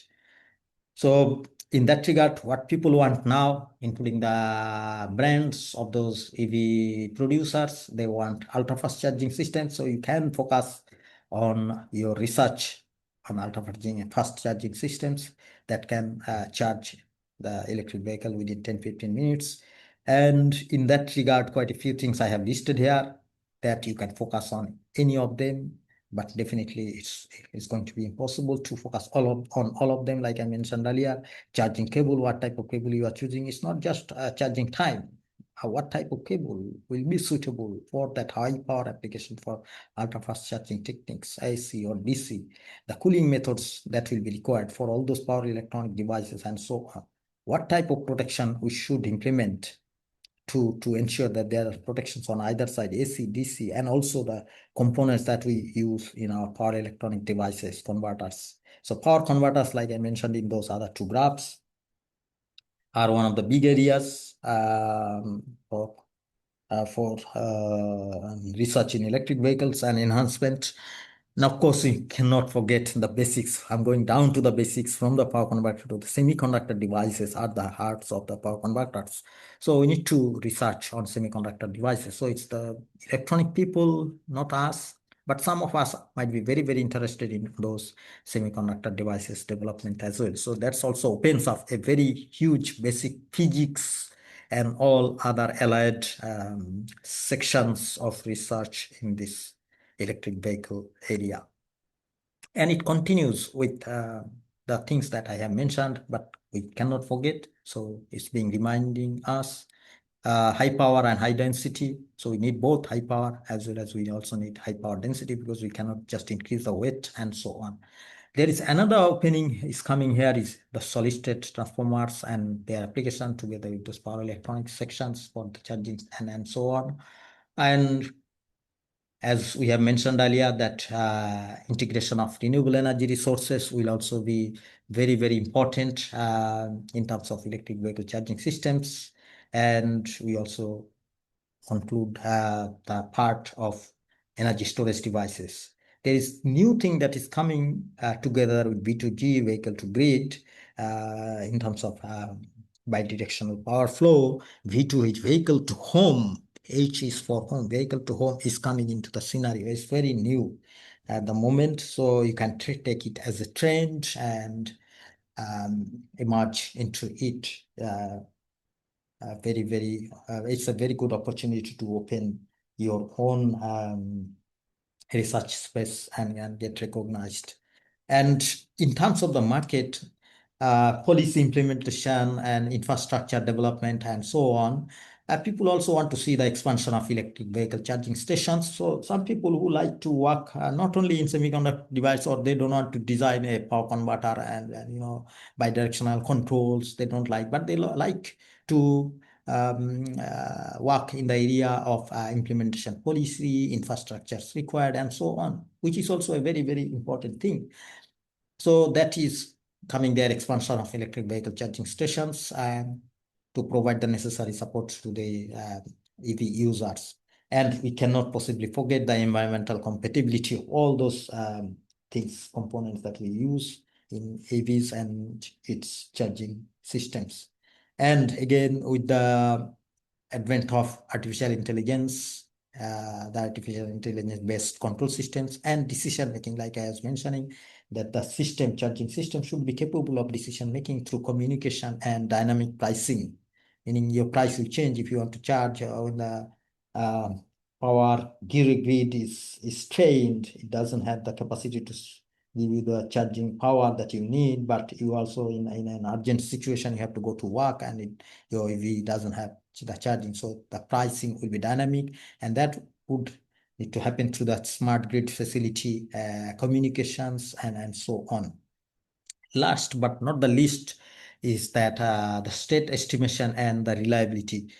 We need to know the state of the whole system. So people, I know some people who worked and loved power systems, and one of the areas in power systems is the state estimation. So the people who loved state estimation and reliability, they also have a great opportunity here to plunge into this whole system of state estimation and reliability, starting from the grid to all those point of common coupling transformers, AC-DC conversion, DC to DC conversion, and then AC-DC systems for charging, onboard, offboard, estimation of states, and the reliability aspects of it, which I mentioned earlier.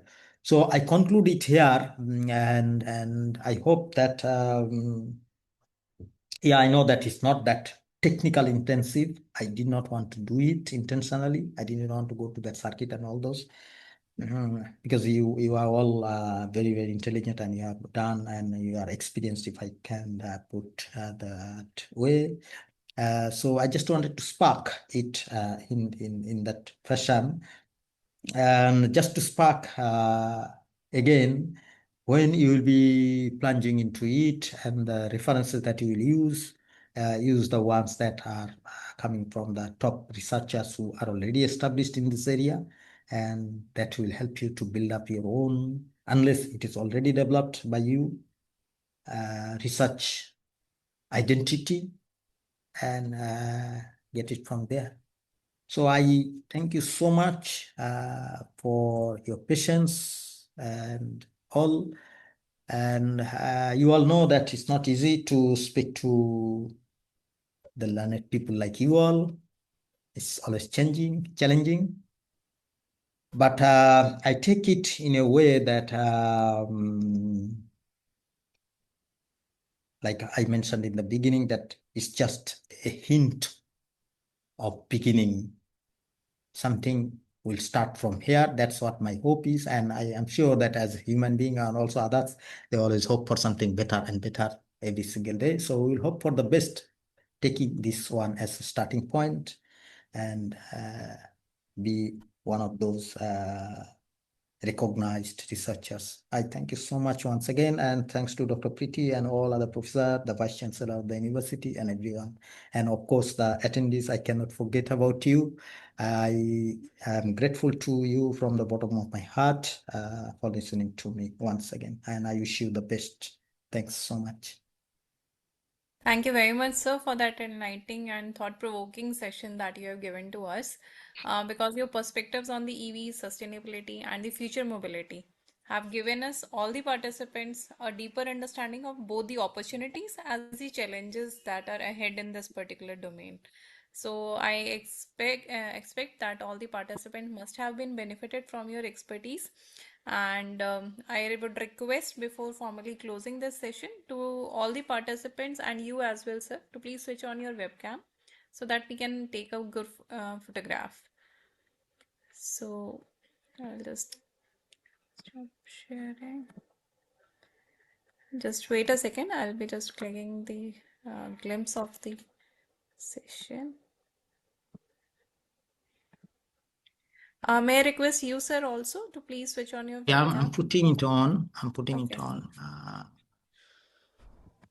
Thank you so Yes. much. Thanks to all the participants and who have not turned on their webcams. I may request them again.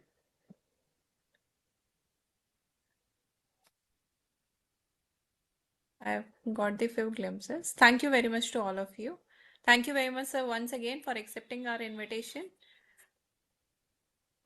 Thank you so much. I really appreciate it. It was a great opportunity. And in future, if you need anything from us, please let us know. We'll try our level best. Thank so you very much. much, sir. Yeah, aside from your schedule, you have taken the time for this particular FDP and graced this occasion and share your Eh, expertise with us, sir. Thank you very much, sir. Thanks. Thank you very much, sir.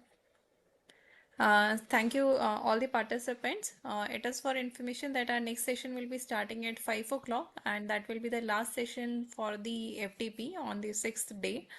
And after that, at 6:30, we will be starting the quiz that will be through the Google form. And the quiz link will be active only for 1 hour as per the guidelines of AICTE. So the quiz will be active from 6:30 to 7:30, and at 7:30 we will be joining again for the valedictory session. I hope all the information is clear to you all. In case of any query, you may please ask or may leave the question in the chat window. So we are again connected in the meeting link only, right? Thank you. Dr. Preeti, may I ask a question?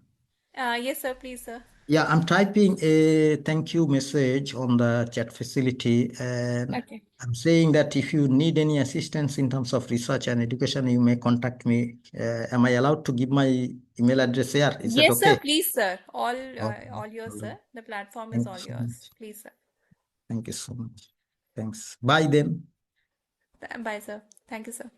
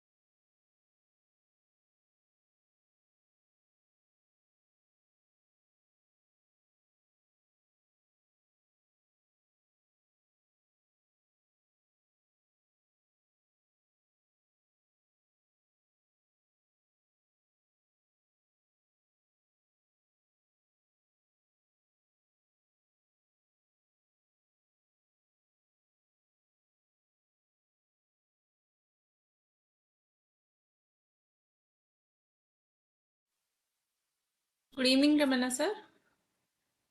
I hope I am audible to you, sir. Good evening, ma'am. Yeah, you're audible. Welcome once again, sir. Thank you.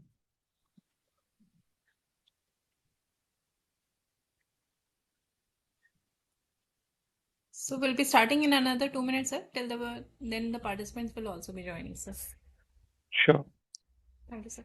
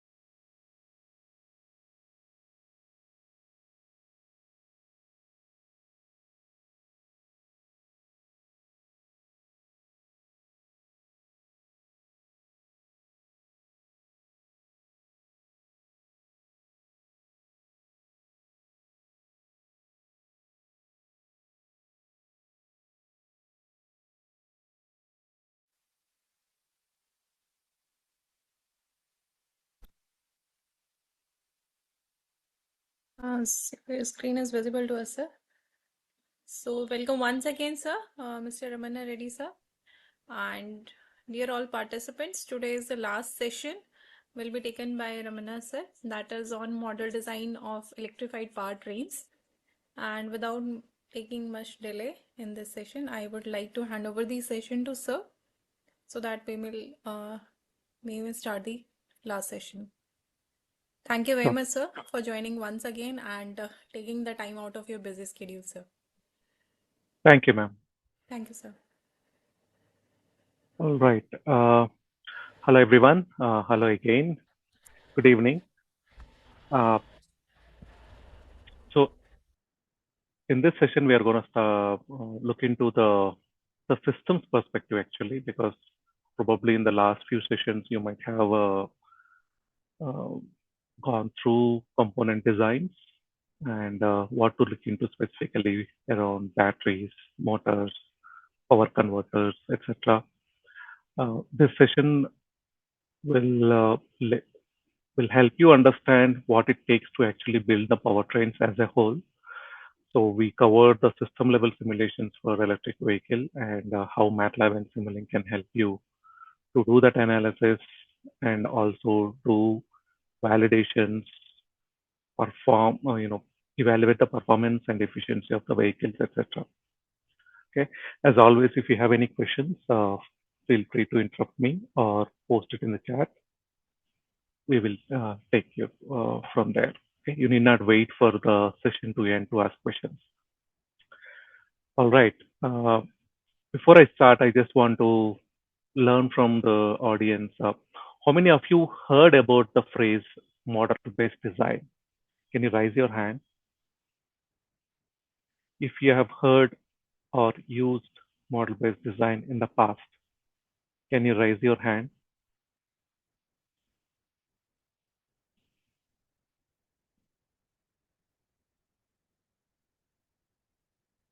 Okay, I don't see anyone raising. All right. So I will give you a little more emphasis on what model-based design is all about. Although it's pretty popular in commercial world, uh, educators, professors are not aware of the phrase itself, but they do practice. If you are using Simulink, you are actually doing model-based design, right? So we'll walk you through the workflow and all that. But before that, one thing that you can take away from this entire FDP is how you can teach students the concepts of EV. Okay, and we at Mathworks completely understand what is the process you go through while creating curriculum around a course, and you look at the learning outcomes. You phrase these learning outcomes such that students are imparted the right knowledge, right skills that are relevant to industry, right? And these are certain things. These are our learnings from engaging with various universities. And this is how a typical broad learning outcomes look like for an electric vehicle course. And on the right hand side, I know almost all of you are aware of this and you go through this process in creating learning outcomes for your courses. And educators tend to create these course learning outcomes at a higher level of Bloom's taxonomy, right? And it's pretty much known. The reason being, at higher level, if you write these course learning outcomes, then it gives more provisions to students to learn and have in-depth knowledge and get the right set of skills, right? So these are certain learning outcomes that we often encounter from a typical electric vehicle course. And we hope this faculty development program is aligned to these learning outcomes and helps you in your respective universities to teach these concepts better. Towards the end, I will walk you through a curriculum that is created by Mathworks team, and you can use that curriculum content as part of your university course to teach students on how to understand these concepts better through modeling and simulation.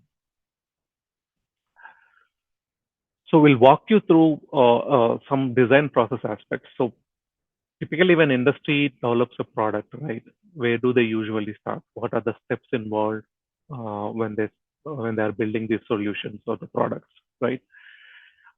This used to be traditional design process, traditional in the sense in the past, this is how the industry used to develop products, where you usually start is requirements. Okay. I can align this to what researchers do at universities. So when you are trying to solve a problem, you do literature survey, right? You read the documentation, you identify the gaps in the existing solutions or identify the problems, and then you document the problem statement, right? Likewise, industry also captures these requirements before they build any product. Okay? And these requirements can come from market survey or customer survey or understanding what are the products existing in the market, identifying the gaps or identifying the problems and all that. So these are basically plain textual content, right? And your requirement can be as broad as like build a racing car. That is a requirement. Now, to build a racing car, then you have to disintegrate or derive so many other requirements on what it takes to build a racing car. What should be the battery capacity? What should be the starting torque? What should be the highest speed? Right? All these can be derived from that high level requirement, right? So industry do this analysis and document these requirements before they go with the design aspects. So the design aspects can cover multiple things. So if you take a electric vehicle, then it has so much mechanical components, so many electrical components, so much software around controls, everything getting integrated together, right? And these requirements can cater to different domains of engineering as such. Now, once the design is done, they usually start implementing. What does it mean is the controls or the software around this mechanical and electrical systems is coded for hardware. right? This is where a lot of manual effort is involved to understand the system as well as write the code for the hardware, right? Once implementation done, you do sort of integration and test, right? Now, this is the traditional design process companies used to follow. Now, the problem here is it's very hard to actually validate whether the design is meeting the requirements, right? What it means is, as a controls engineer, you might be assuming that your motor uh, should capture to the reference speed within 0.2 seconds, right? Now, if that is a requirement, how are you validating against the other design that you do? It's usually very hard. Your design is in one particular environment, your requirements are textual requirements, and there is a wall between them, right? And it used to be very hard to validate whether whatever you see in requirement, whether it is exactly translated in the design or not, right? The other problem is when you translate the design to software. Okay? This is where a lot of manual effort is involved, and manual coding is slow and it's prone to errors and all that. And not every engineer in the team will code at the same level of quality, right? So all these issues will come, and it's slow. That means you take more time to get to the market. And for industry, the time is very critical, right? Time is money, right? So it used to be pretty slow process to code for all the design aspects, right? Then the other important thing is the design itself, right? As I mentioned, it's multi-domain modeling, and it so happens that mechanical engineers use certain tools, electrical engineers use certain tools, software engineers, controls engineers use certain tools, and these tools doesn't talk necessarily, right? Then there is a problem of integrating the design at the design phase and then doing some sort of optimizations and performance analysis. So traditional design process doesn't easily allow you to integrate this multi-domain system and validate it against the requirements. Right? There are walls between these domains. Just like how typical university, we do ask students, you do multidisciplinary project. Don't just pick a problem statement that is only aligned to electrical, only aligned to mechanical, or the computer science. All real world systems are multi-domain in nature, and you need to have knowledge around how your vertical department, interacts with or is dependent on the other domains of engineering, right? So these walls will, challenge engineers in terms of creating the system level simulations, right? The other problem is when you are translating this software, okay, typically these mechanical and electrical systems are physical systems, right? And to test the control software again is this physical assets. It needs a lot of expensive prototypes, right? Then you are investing a lot of money to build these prototypes and then test your controls. Right? That's one of the problems again, right? So all in all, these problems can be resolved through what is called model-based design. Okay, so what it offers is you can perform system level design, the entire system simulation in one single platform. Simulink enables you to develop mechanical, electrical, thermal, cooling, everything using Simscape. Your controls can be designed using basic Simulink platform, and you can integrate everything together at the design phase itself. You need not wait till integration and test phase to actually validate whether your system design is meeting requirements or not. At the second step itself, you can build an entire model of your system because Simulink and Simscape offers you multi-domain capability, right? The other important aspect is the entire manual coding can be eliminated through automatic code generation. Okay. So there are ways where you can translate your control design to C or C++ if you are targeting microcontrollers or DSPs. You can generate HDL code if you are targeting FPGAs.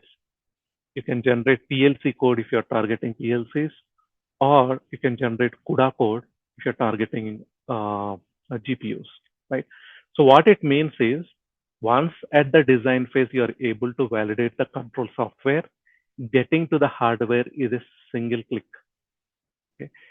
And when I say automatically generating embedded code, it's not the LLM's generated code. It's not the code that is typically you see generated by ChatGPT or Copilot, etc. This is production quality code that goes onto the hardware, right? And typically, when you are generating code, you have to also conform to several regulations, standards, okay? And you can generate code as per those standards also. I'll come to that little later, but you can translate your models to code with a single click of a button. The other thing is you need not build expensive prototypes because now we have hardware in loop systems, which are, you might have heard about Speedgoat. Okay, so Speedgoat offers FPGA-based hill systems where you can generate code from mechanical and electrical systems, deploy it onto a real-time machine, and generate code from control software, deploy it on a microcontroller, and your hill system is a physical. It emulates your physical system. The controller can be integrated with the hill system, and you can perform a hill test. Okay, and this will reduce the expensive prototyping and all that, right?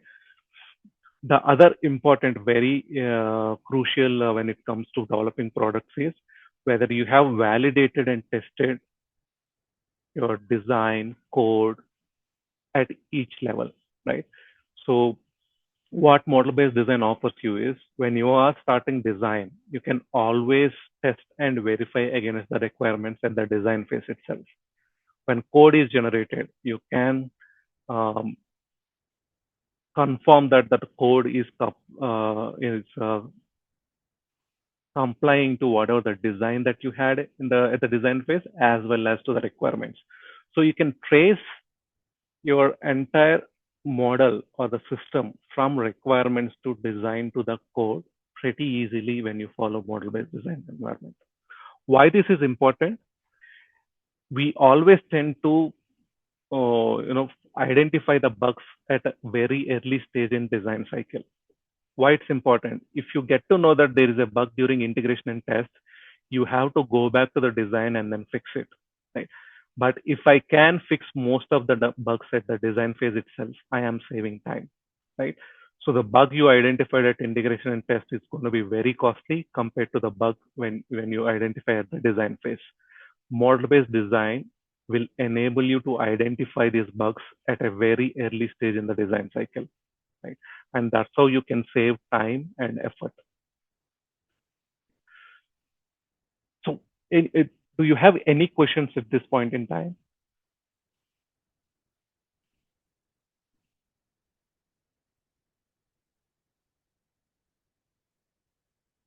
All right.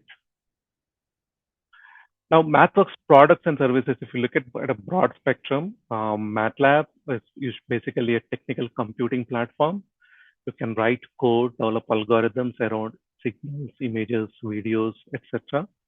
And it offers pretty powerful visualizations and powerful functions, and you can also deploy applications using MATLAB. Simulink, on the other hand, is a model-based design environment that enables you to model physical systems behavior as well as controls associated with it, and offers you a way to generate code and deploy it onto the hardware. Both MATLAB and Simulink offers hardware integration capabilities, and most of the times you need not struggle in writing code or writing interfaces when you are using MATLAB Simulink. The support packages will enable you to quickly prototype and deploy it onto the hardware.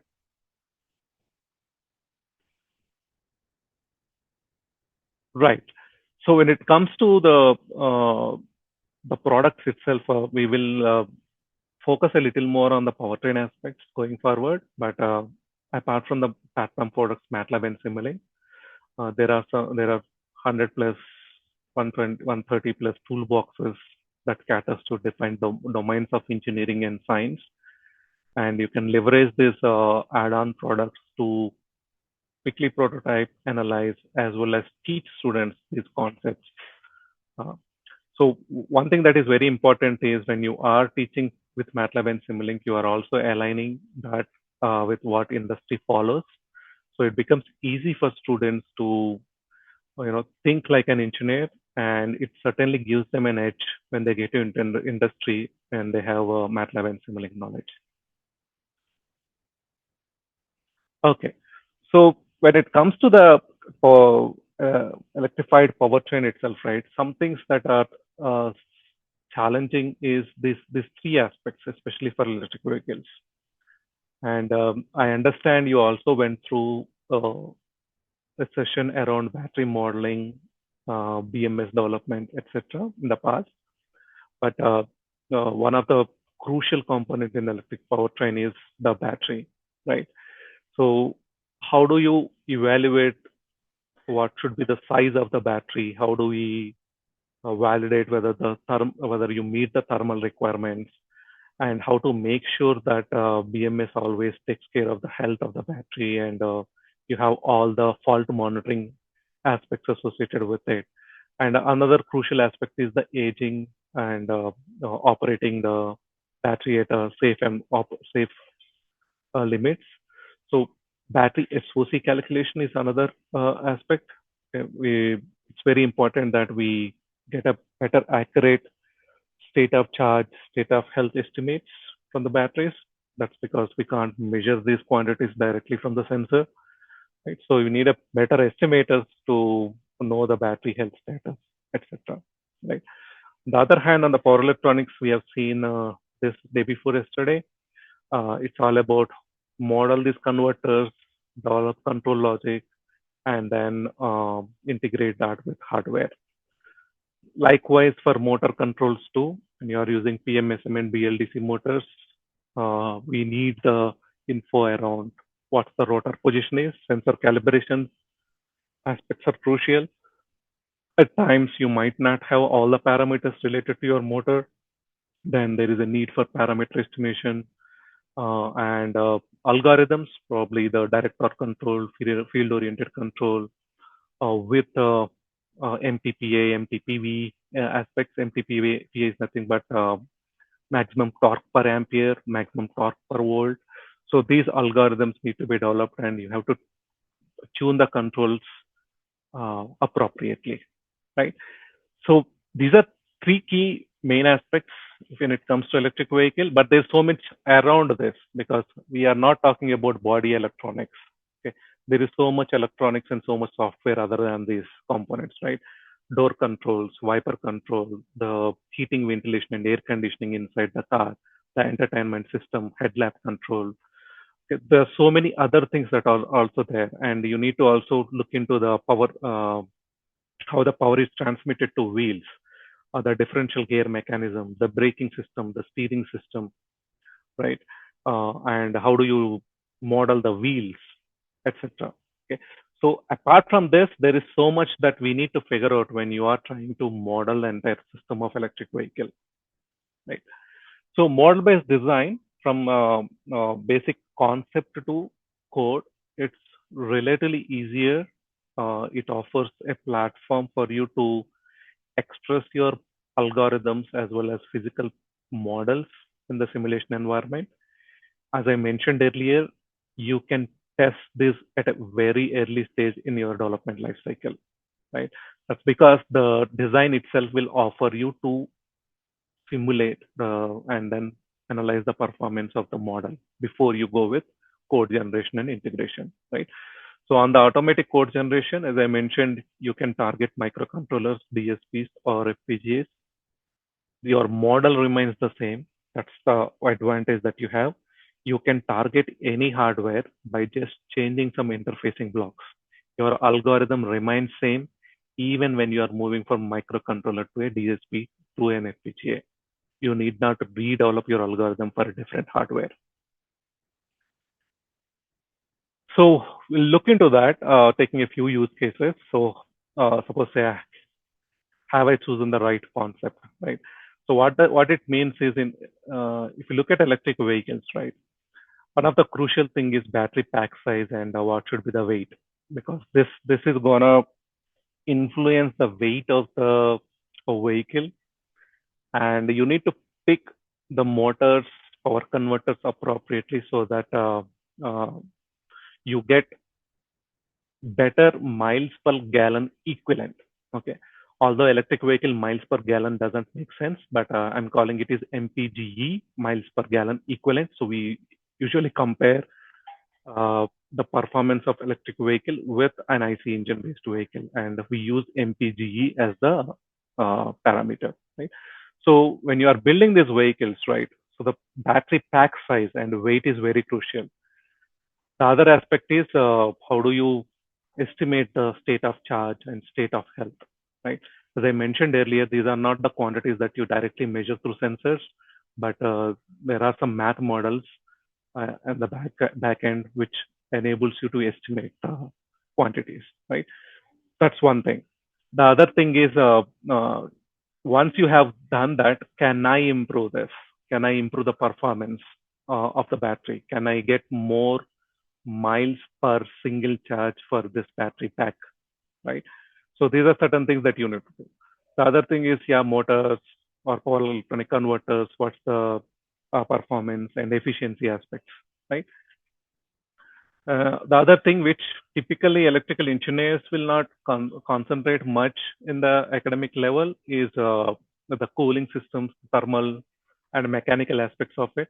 Okay. This is also very crucial because if you do not take care of the cooling aspects, then most likely if you take a power electronic converter and it's creating a lot of heat when it is switching at high frequencies, then if you do not take care of the cooling, then the switch will go off, right? It might burn.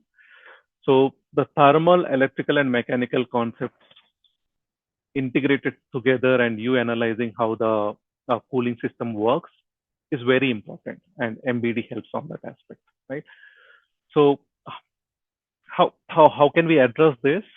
If you are analyzing whether this particular concept or the configuration, battery size, whatever is right, then in that case, powertrain block set offers you to model this entire system model, and you can analyze the performance of this car with all the key components integrated together, right? So what it means is what in the passenger car, you typically see this battery, motor, gear, the differential mechanism, and the tires. So you have everything inbuilt in this passenger car subsystem, right?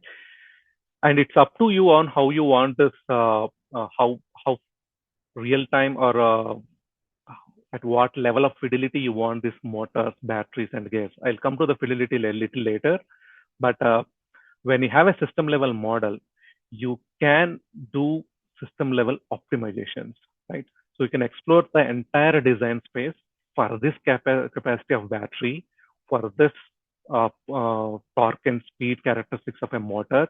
How does my vehicle behave when I give a particular drive cycle to it? Okay, you can analyze that graphically and then come to certain conclusions whether this design is going to work or not. Okay, you are in the design phase when you are using modeling and simulation, right? Once this is done, the only thing that goes to the hardware is your controllers, right? You can translate that to C or C++ and deploy it onto the hardware, right? On the right hand side, you do see a lot of visualizations appearing. Now you're trying to accelerate the car, decelerate, and stop for some time, and then again accelerate, decelerate, etc. You can actually see how the battery SOC is changing from 70% to 70%, etc. What is the current peak battery current, and what's the miles per gallon equivalent? What's the fuel efficiency that you're getting out of this electric vehicle, right? So powertrain block set and these EV reference applications will really help you to analyze the system behavior and come to conclusions. Now, if you ask me, how does it help as an educator, right? typically when we teach students the courses, right, these courses are taught in silos.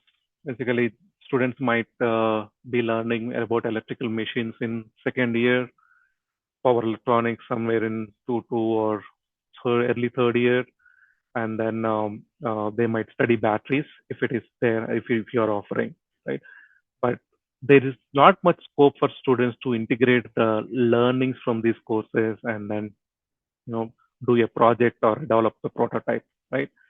These reference applications really help students to analyze the components of their interest, okay, and then leverage the system level simulations. What does it mean is, suppose that if you are teaching power electronics, right, you can give this reference applications to students, replace a power converter with a converter of their interest or their design, and then do the system level simulation. They need not, even understand what's with the other components at that point in time, but they will understand whether this power converter they design is influencing the output, and if it is, in what way, right? So system level simulations can help you to plug your own designs and do this analysis and come up with certain conclusions, right? We can't ask a student who is in the second year to build this entire system level simulation because they are not aware of all the intricacies, but these reference applications will give them that scope, right? So please encourage students to do system level simulations, because this is going to be crucial going forward. They need to understand all the components associated with the vehicle and then work on the subsystem or a component of their interest, right? Any questions at this point?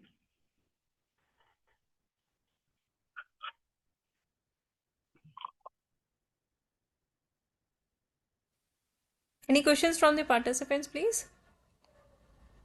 I think there is no questions till now. Okay. All right. So this is how the visualizations look like. If you look on the top left, okay, I do see the vehicle velocity and the reference velocity. So it's exactly following that pattern. Okay. And we usually call these as drive cycles. These are standard drive cycles where when vehicles typically go under testing, they use drive cycles of this sort. Okay. And Simulink enables you to import the standard drive cycles that companies use into the environment, and you can test your designs against these drive cycles, right? So you can analyze different component behavior, be it motors, power converters, batteries, and we can come to certain conclusions. Okay. If you are wondering how these graphs are coming from, there's something called Simulink Data Inspector. Okay. You can log the signals from your Simulink model and use Simulink Data Inspector to actually capture this. You need not use scopes for multiple, graphs to come up. Simulink Data Inspector is a very easier and quicker way to plot as well as analyze the graphs. Right? If you haven't gone through, please look into the Simulink Data Inspector in the documentation. It will help you understand better. All right. So when you are building the simulation models, right, I'm just taking a step back, right? Simulink is one platform that enables you to build the entire system, right? And if you look at the physical model aspects of it, like if you are building a motor, power converter, or a battery, these are basically the plant models. And for these plant models, you design the controls associated with it, right?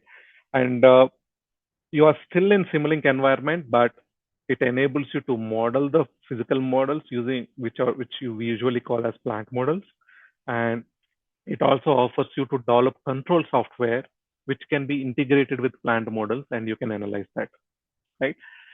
So typically your goal could be, I'm taking a case of battery here. In literature, if you see the battery equivalent circuit looks something like this, Okay, it has a series resistance that mimics the behavior of voltage drop and loss associated with the battery, and then you have series of RC parallel circuit which captures the dynamic nature of the battery, right?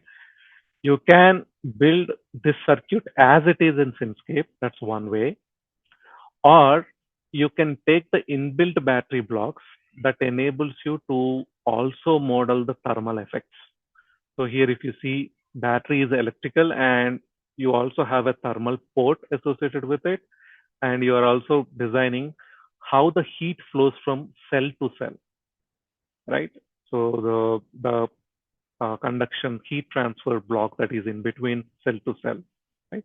You can also evaluate the state of charge of the battery itself. If you are not separately doing it, the block enables you to, capture the SOC by itself, right?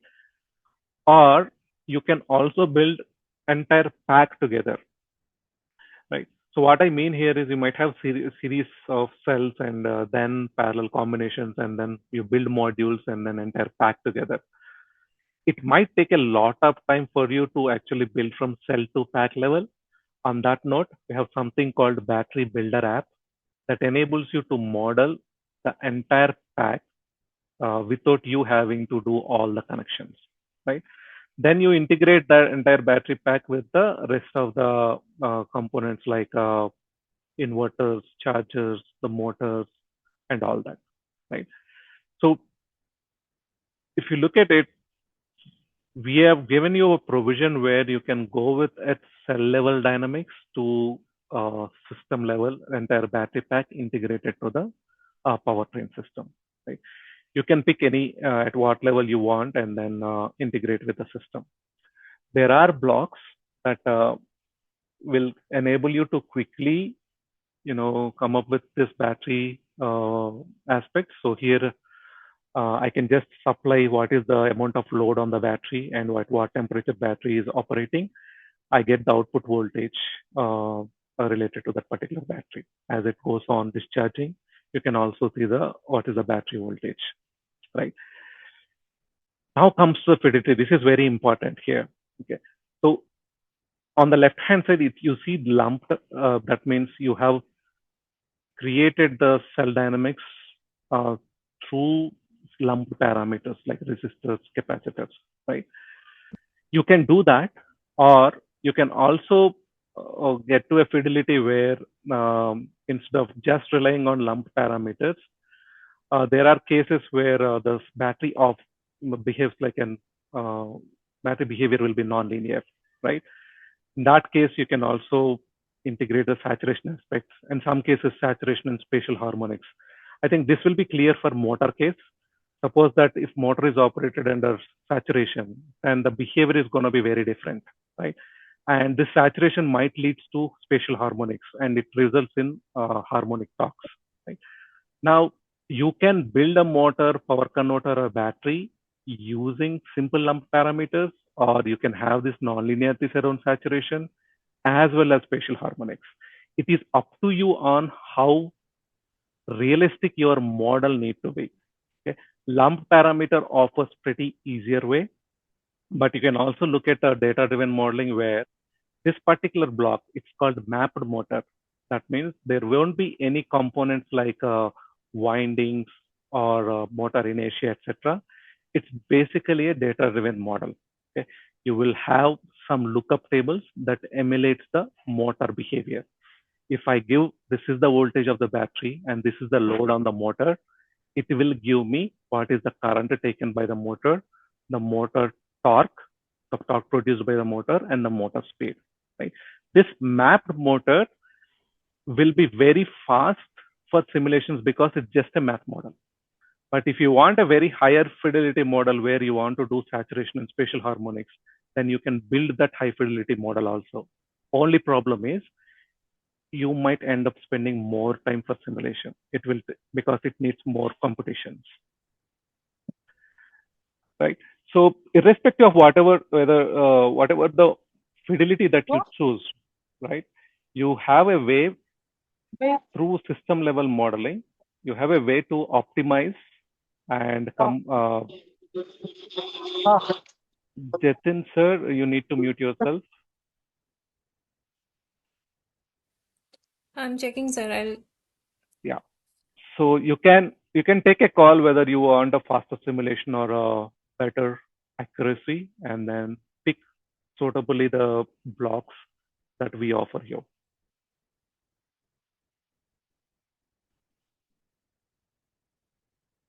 All right. The other aspect is choosing the right tools for the right job. Now, if you go back to the previous case that I mentioned, Simulink is one single platform where you can do the plant modeling as well as the control software, right? Now, for plant modeling itself, if you are more interested in developing your EV applications, EV system level simulations, Simscape, motor control block set, and powertrain block set will really help you. Additionally, if you are interested in vehicle dynamics, okay, at times mechanical engineering will be more interested in vehicle dynamics also, on how this drivetrain works, how the tire friction is working out, and all that. You can additionally use vehicle dynamics block set to build these plant models. For controls, we give you some ready-made blocks such as PID controls, state estimation for batteries, etc. And state flow is another construct. If you are not aware, state flow enables you to build supervisory logic. It's basically a flow diagram approach where you can build your supervisory logic and then later generate code out of this and deploy onto the hardware, right? Wherever there is a need for supervisory logic, then stateflow is one of the easy way to build your algorithms. Apart from this, you always have the run button to analyze how your plant is behaving with respect to the controls you develop, right? So you have one single platform that enables you to perform everything, including hardware integration, right? Now, let's look into the learning or the design trade-offs aspects, basically. Okay. This is again very important when people are building or trying to make some decisions in terms of what should be the battery pack size or what should be the motor capacity, etc. Right. So system level simulations offers you to model a particular configuration of battery or a particular rating of a motor, and then do design space exploration pretty easily. Why this is important? Typically, when you pick up a battery pack, how can you be sure that this particular battery pack is suitable for this vehicle for this performance parameters? Unless you work on some executable specifications and then do simulations iteratively, you can't arrive at that conclusion, right? So what Simulink offers is, on top of the system level models, you can create simple scripts that enables model to run with various configurations, and you can plot this. You can visualize when you change the batteries series parallel combination, how does my vehicle perform, right? So this analysis can be done with system level simulations. Otherwise, it's going to be very difficult because you might end up building different models and you have to simulate them separately and then bring all these results together and then do that, right? But a simple script on top of the Simulink models will easily enable you to review the design trade-offs, and then you can come to a conclusion. This capacity of a battery is suitable for this sort of a performance for the vehicle. Right. If you are more interested in this aspect, I have this link in the bottom.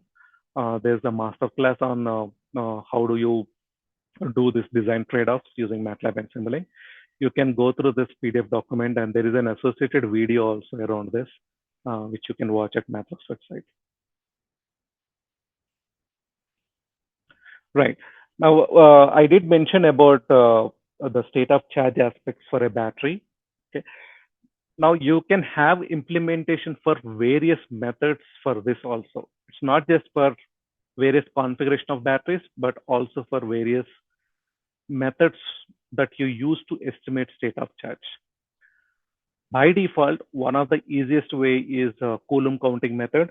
You just integrate the charge over time, and then you get the state of charge, or you just use a simple formula to get the Coulomb counting way of estimating the state of charge. One of two popular ways and accurate ways are EKF and UKF. Because Coulomb counting, when battery gets heated, then you will have more error associated with Coulomb counting method. But extended Kalman filtering and unscented Kalman filtering techniques will offer you to estimate the state of charge pretty accurately, right? And recent times, I think people are looking at developing deep learning models to estimate state of charge. So if you have a huge amount of data that is labeled, then there is a way to estimate state of charge using AI models, right? But irrespective of whatever the method that you are using, there are already examples that enables you to start with your own data, and you can use any of these methods and compare these methods for state of charge.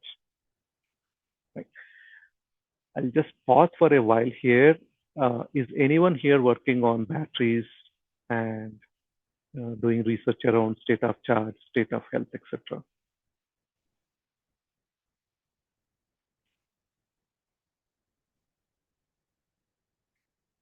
All right, no one. Right. Right. Similarly, on the controller performance, so to verify the system behavior, it's not just about the battery, right? Whether my motor is able to capture to the the torque that load requires, right? So on the top you see the torque created by the motor and the torque electrical torque requested, right? And at times, yeah, there are these peaks where motor there is less jittery, I would say, the motor torque created by the motor.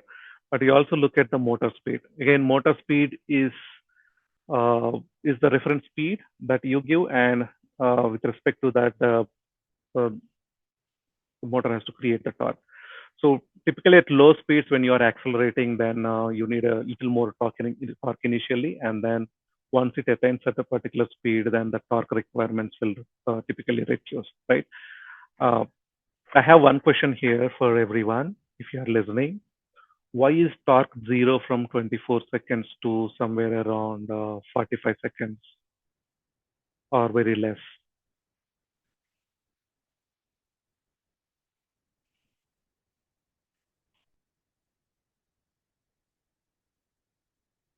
This is a simple test to evaluate whether how many are listening actually. If you are listening, raise your hand.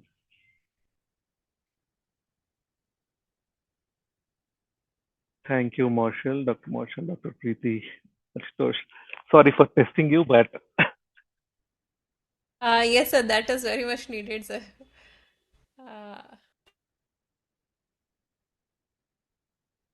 all right. So it's basically at probably at 20 below 24 seconds or so.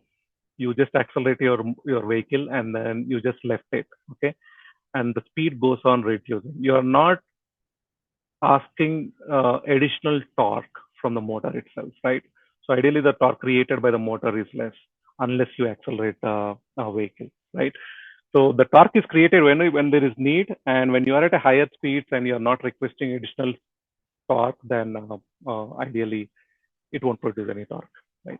So the vehicle is just freely moving. Okay.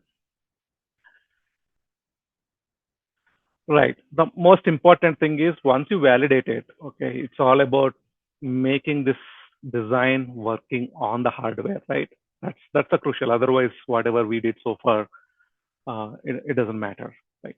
So you generate C++ code, and if you're wandering on this particular image, what you see with the light yellow background is state flow. I mentioned earlier, state flow is a flow diagram approach where just like how you write flow diagrams, you can do that. and you can have this exclusive states, parallel states, and you can execute certain functions when you're in that particular state, etc. Okay, I'll give you one simple example. Suppose your vehicle is in parking mode, not moving, right? What should your battery do? If you are accelerating your vehicle, what should battery do?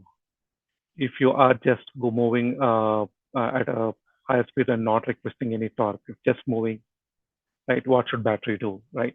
All these are basically states, and at different states you perform different actions, right? And you can define those actions with state flow pretty easily. Okay. The other advantage for you is you can translate the state flow diagrams also into C or C++ code, just like how you translate models, right? So state flow and Simulink can be pretty much integrated, and you can have your plant models integrated together and do system analysis. Later, you can generate code from Simulink and state flow models. You can verify, you can trace each line of code to the model as well as model to the requirement. You can also have plain textual requirements on the code appearing also, right? So what we are offering is in the model-based design process, irrespective of whichever the stage you are, you can always trace back to requirements and then see whether your design and code are meeting the requirements. That's very crucial for industry, right? So if you can enable students do a simple project following model-based design, that will build a lot of confidence in them. And when they get into industry or when they want to start their own startup around embedded systems, it becomes pretty easy. All right. So on the production software itself, right? You might have a question that how can I say this model actually is correct? Okay. How can I confirm that there is no bugs associated with this model?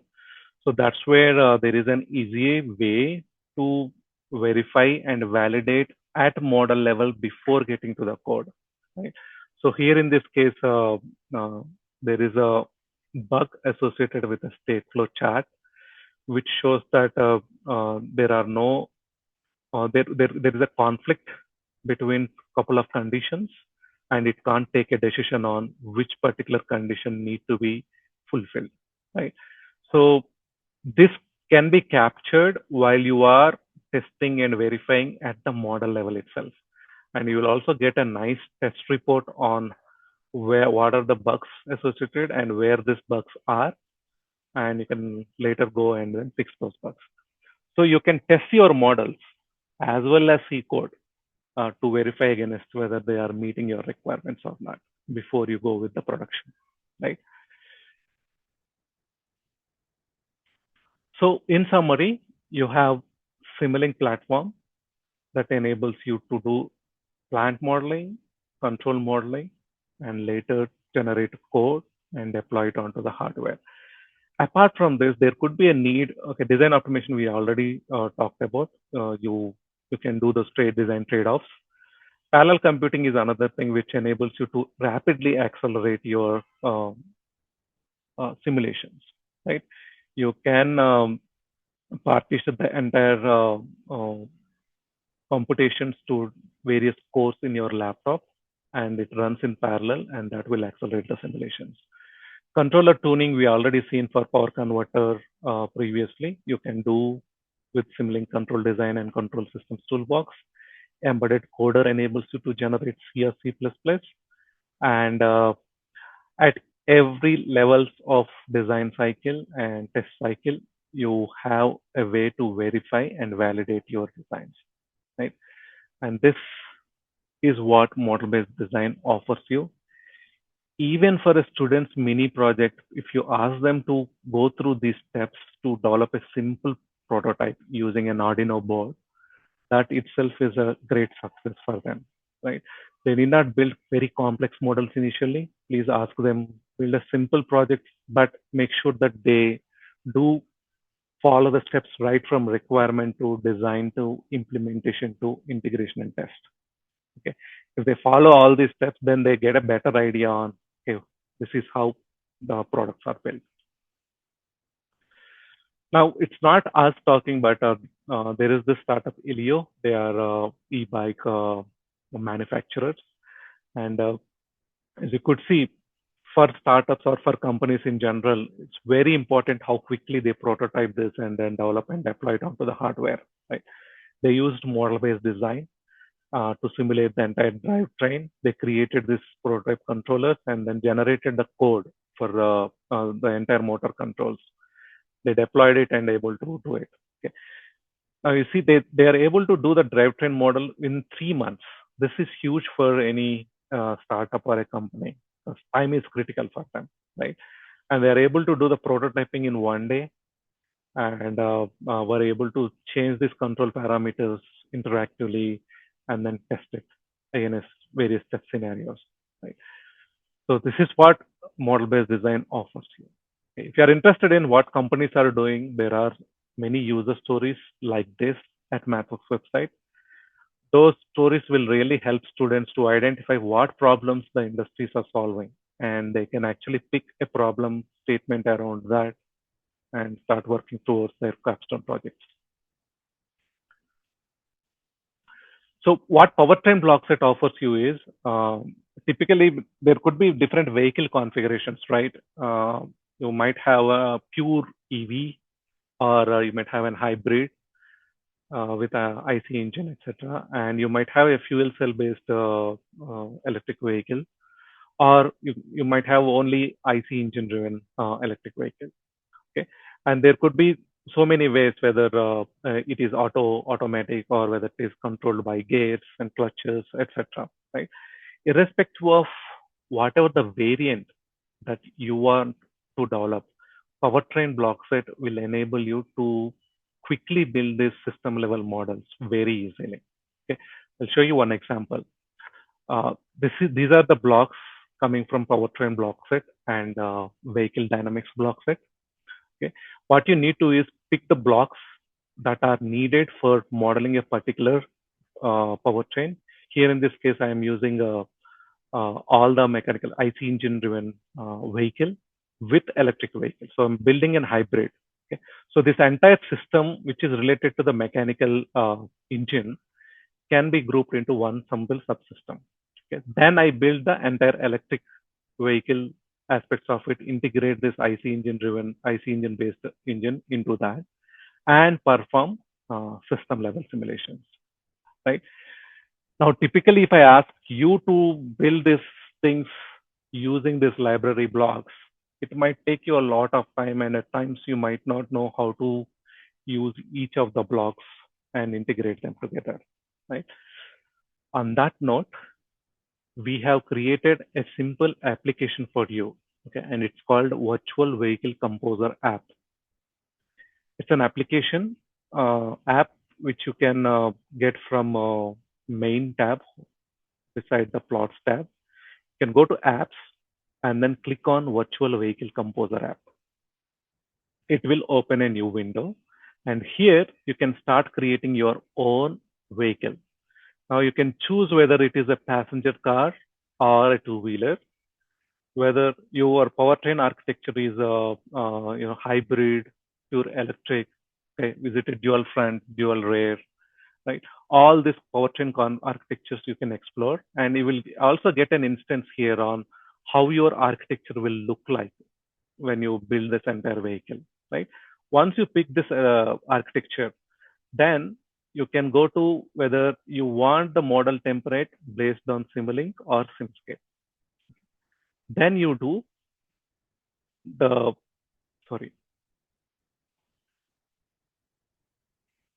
then you the dynamics. So here dynamics means basically if you want to also emulate the forces acting on the vehicle, or how the forces when it is driven at a particular speed, how these forces act on this vehicle and what is the impact. You can also take help of vehicle dynamics aspects of it, and then click on configure. Now it will create a rough architecture for you.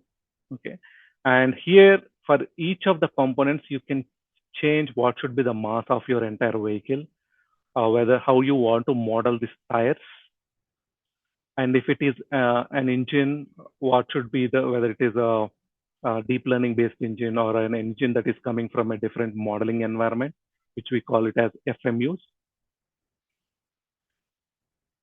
And if it is an electric motor, you can play around with its ratings, as well as look at the efficiency curves, the performance curves. You can change the desired power from the motors, what is the maximum torque it has to create. You can size this and also see the requirements here. Now, typically, we do teach students this torque speed characteristics for induction motors or magnet synchronous motors.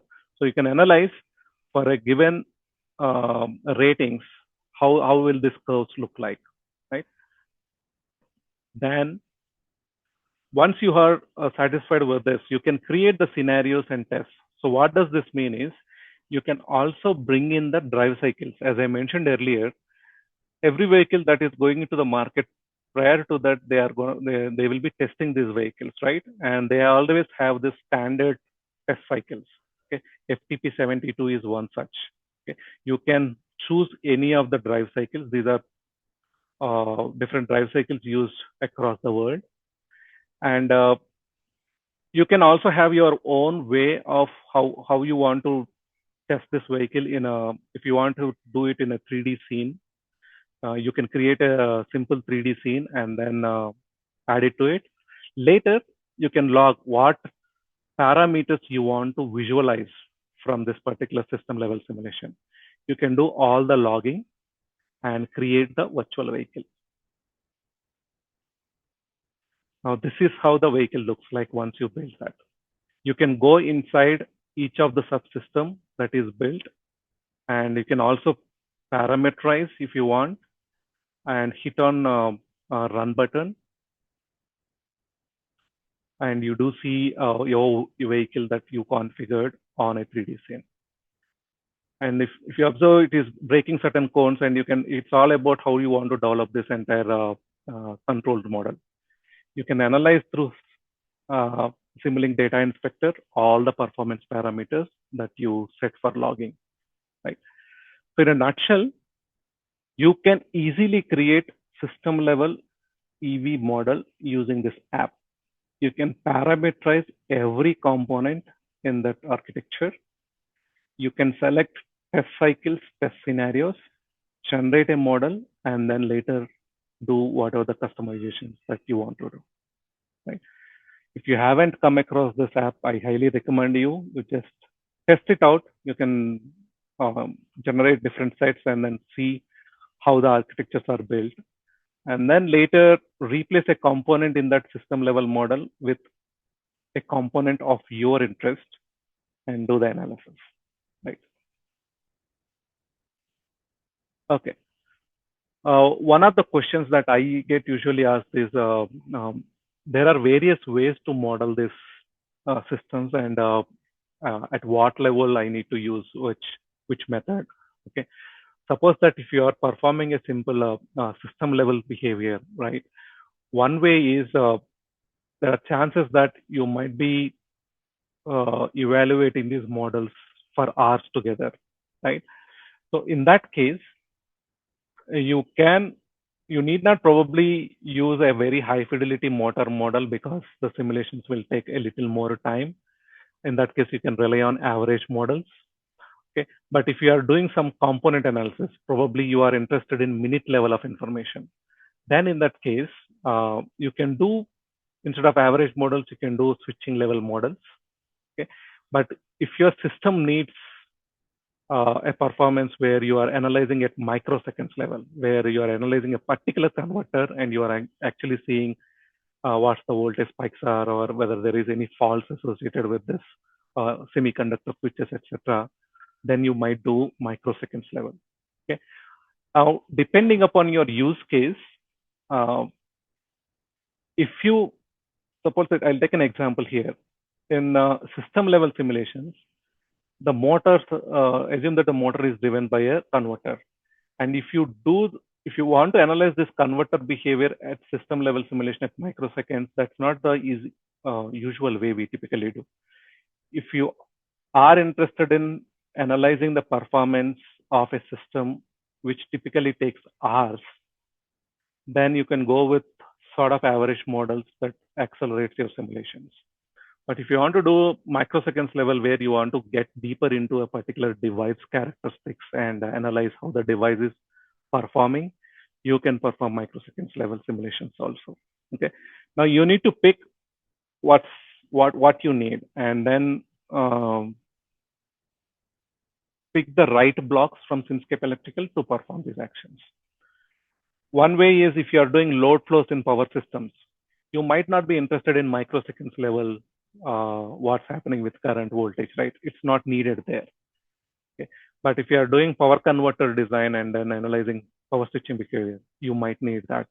You might not need hours together power converter output. It's not needed in that case, right? So you need to pick right modeling ways when depending upon how you want to analyze the system.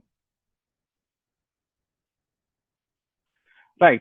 Going back to what I mentioned on the learning outcomes, simulation and experimentation really enables you to meet the learning outcomes that are written at higher level, because you are not just understanding systems when you are doing simulations. You are operating at apply, analyze, evaluate, and create level, right? So obviously, when you involve modeling and simulations in your courses, you are reaching to the levels of this higher level of Bloom's taxonomy, and that will result in better learning outcomes for your course. So we highly recommend you to please use these simulations in a classroom environment to teach these concepts so that students can start their own way of doing things and analyze the things.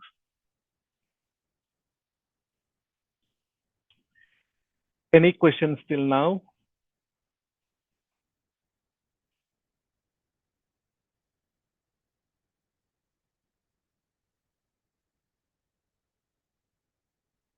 Okay.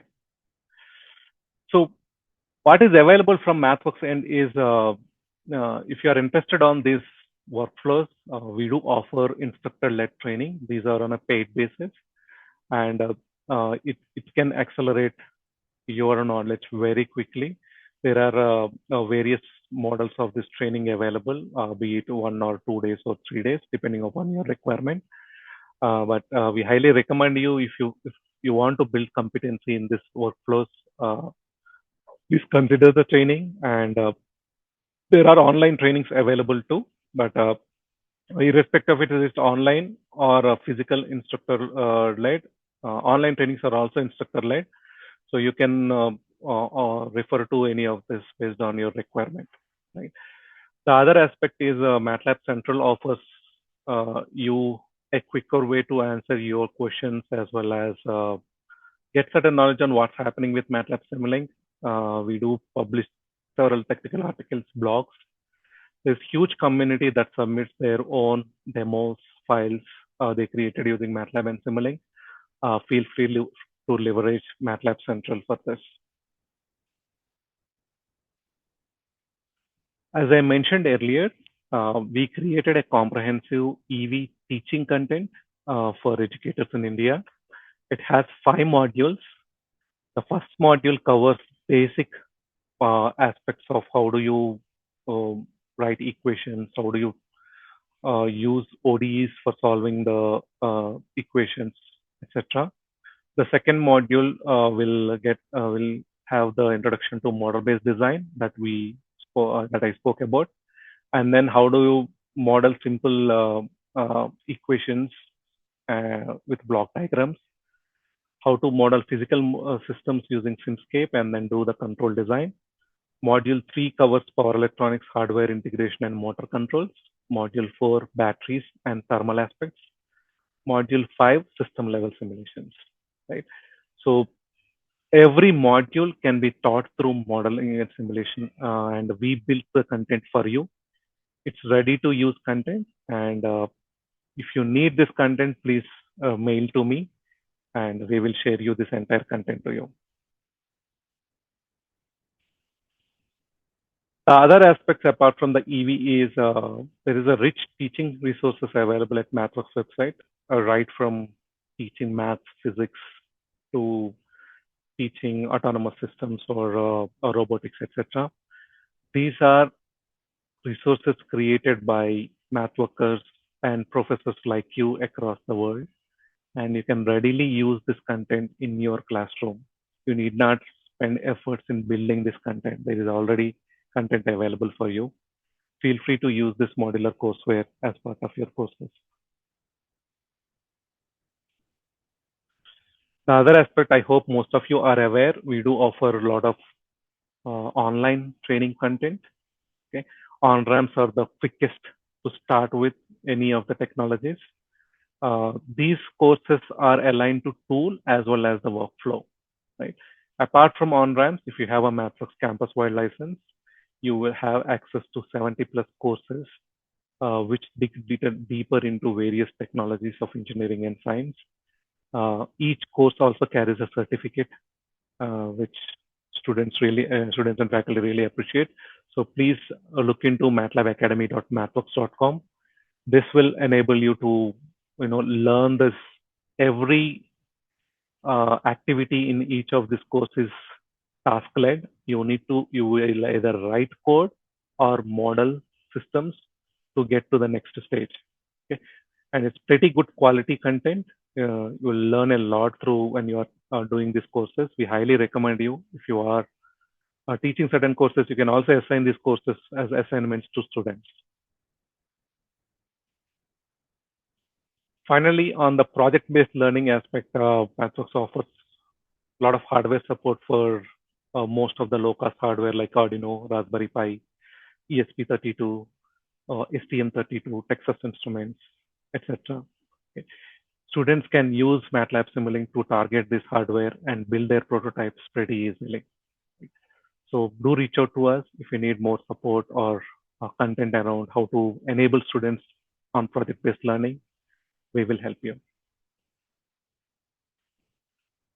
Thank you very much, and I am open for any questions you might have. Thank you very much, sir, for all the hands-on session that you have given to us throughout the MATLABs, walk through all the courses, and questions from any of the participants, please, from this session for the sir regarding the maths works, regarding the MATLAB implementation, or any other query that you have.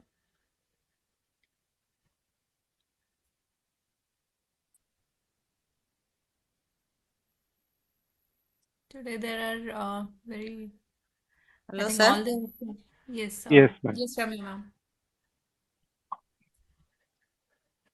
Sir, for a final year EC student or a third year EC student for doing some mini project or main project, you suggest some title in this area, sir. Project work related to this EV and related to MATLAB and Simulink. Okay, can you see my web browser? Yes, sir. Yes, sir. So there is something called MathWorks Challenge Project Program. This is Okay. so it's a GitHub page. I will paste this link in the chat. So you will find many problem statements around different technologies of your interest. So there are problem statements around artificial intelligence, autonomous vehicles, sustainability and renewable energy, etc. Right? Now, if you go to each of these technology trends, there are so many problem statements that we created for students to solve. Okay. If you click on one problem statement, fault detection for electric motors using vibration analysis. Now, in this, we captured what's the motivation behind solving this problem, project description, what are the various resources that help students to understand this problem statement and leverage that. And we gave all the background material. Except the solution, you have everything for each of the problem statements. Okay, we highly recommend students to register for this using this form and then later submit their solution. If that solution qualifies for the reward, we will give them a certificate from our end. Okay. So there are so many problem statements that we created for students to solve, and there is a difficulty that goes from undergraduation to PhD level. Okay. So in each of this area, there are so many problem statements. Please refer to this. Thank you, sir. Thank you, sir. Yeah. Good evening, sir. Hello. Sir, good evening, sir. Is there any Yes. internship opportunities in the MATLAB link for training the students? You can check at mathworks.com/careers page. Pardon, If sir? there are, you can check on MATLAB. Okay, I'm just doing that for you. mathworks.com/careers. So any openings will be available here. 1 second.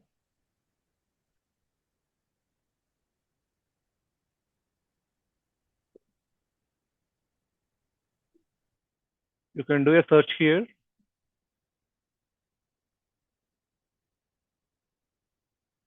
And right now there are no internship opportunities, but you can always look into internships here.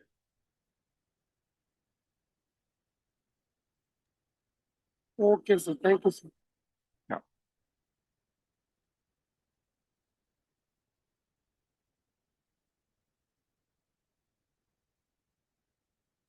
Hello, sir. Yes, sir. Sir, I want to know that, so for sixth semester student, we have to perform certain experiment related to a battery building or something. So how the student can perform that experiment on MATLAB, sir? Any particular website or some particular thing that we can guide them? Are students aware about Simulink Simscape? Yes, sir. Okay. So once they are aware, then one thing that you can do is I'll just click on electrification courses here. So there are some courses related to battery, Simscape battery on ramp, battery pack modeling. Okay. Okay. Once MATLAB they, Academic, sir. yeah, matlabacademy.mathworks.com. Achha. I mentioned there are so many online courses, right? This is part of that. Okay. So there are battery related courses here. Hmm. Please ask them to complete this, and then later they can use the reference examples to understand more and build their own models. Okay. We sir, just paste this particular link in the chat box, sir. Yeah, I'll do that. Okay, Yeah. sir. Thank you.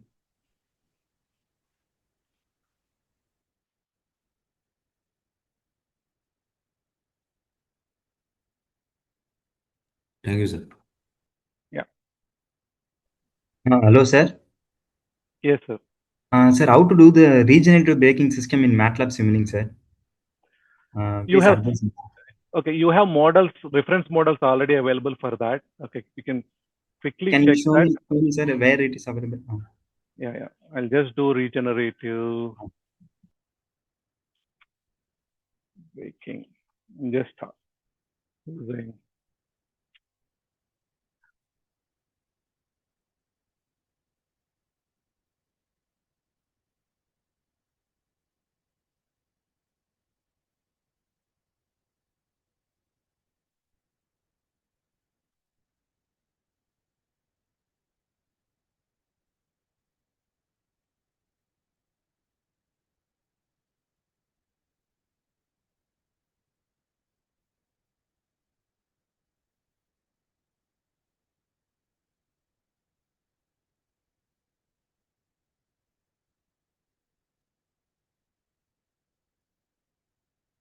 This is the quickest way to get to there.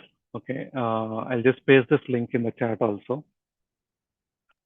There are several examples built to actually analyze the regenerative braking aspects. Okay, these will help you understand how to build those systems. Sir, any Simulink model is available, sir, for regenerative braking, or only the These are all Simulink Simscape models. Okay, in that Simulink Simscape model, the regenerative braking concept is there, sir?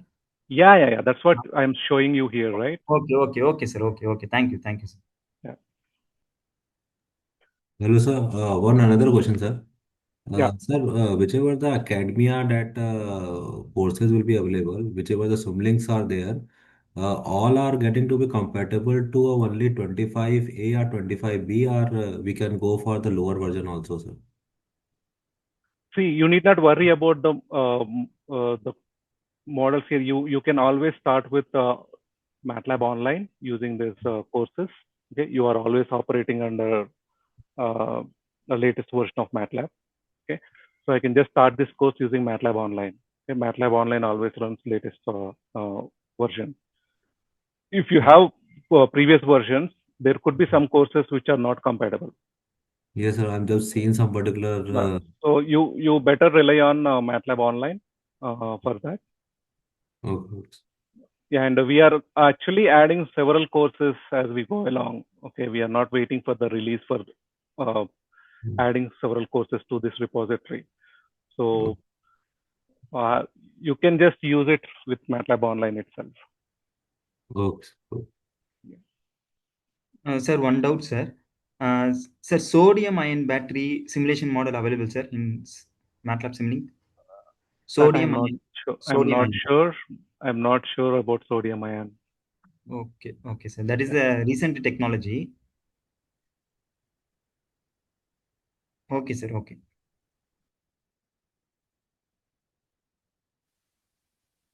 Any other query from the participants, or we would be continuation with the closing of the session now? So I think you have addressed all the queries, sirs. Thank you very much for your time and the complete exposure that you have given to all the participants for this session. Thank you very much. Yeah, thank you, ma'am. I would request, sir, all the participants to please turn on their webcam so that we can have a group photograph once again. Thank you very much, Shisha ma'am, Chinmay sir, Puneet sir, Gurpreet ji. Thank you, everyone. Just wait a second, I'll take the clips.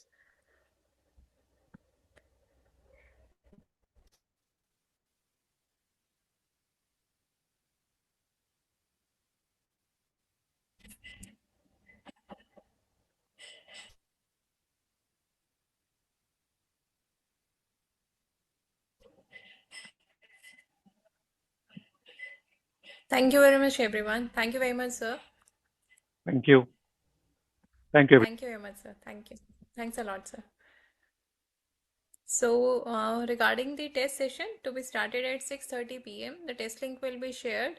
Please remain be connected, and it will be live for 1 hour, that is up to 7:30, right? So please be connected, and we will share the link at 6:30, and it will be live till 7:30. At 7:30, we will be starting the valedictory session. So you all are requested to please join again at 7:30. The same link will be active there. Thank you very much.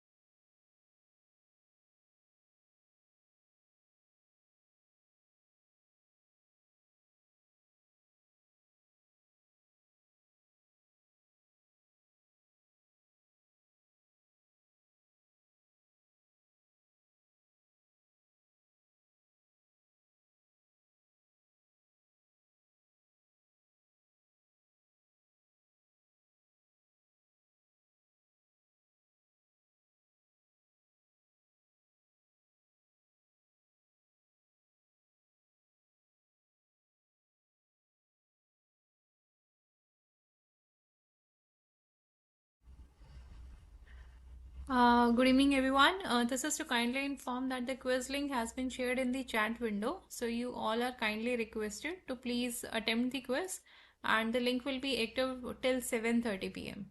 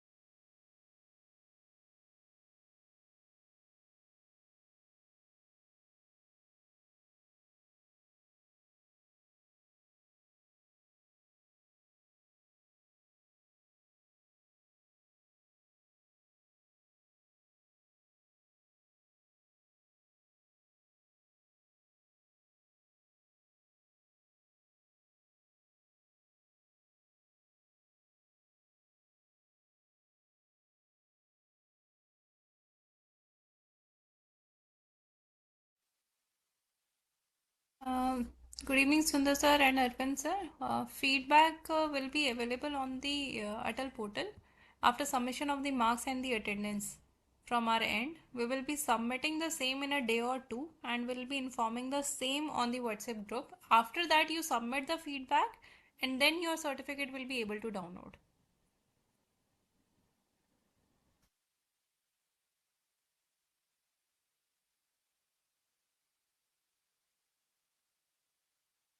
Thank you very much. So we'll be starting the valedictory session in another 1 minute. So please wait. Thank you very much, sir, for submitting the feedback form. All your marks and the complete 6 days attendance will be submitted on the AICT portal. After that, one feedback form needs to be submitted on the AICT portal, and then you will be able to submit download your certificate of the FDP. No, there will be no assessment on the Atal portal, sir. This was the only assessment that you have submitted. We will submit these marks on the AICT portal.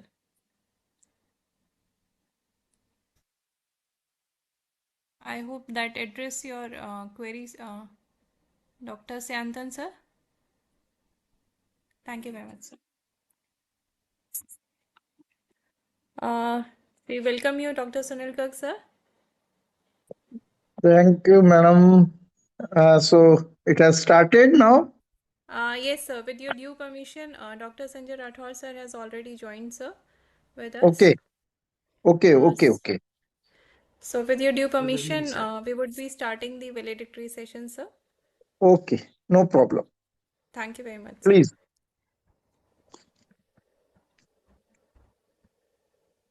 So, good evening to one and all present here. It gives me great pleasure to welcome you all once again to the valedictory session of the Atal online 6-day faculty development program on driving the future, sustainable mobility through electric vehicle technologies and MATLAB simulations.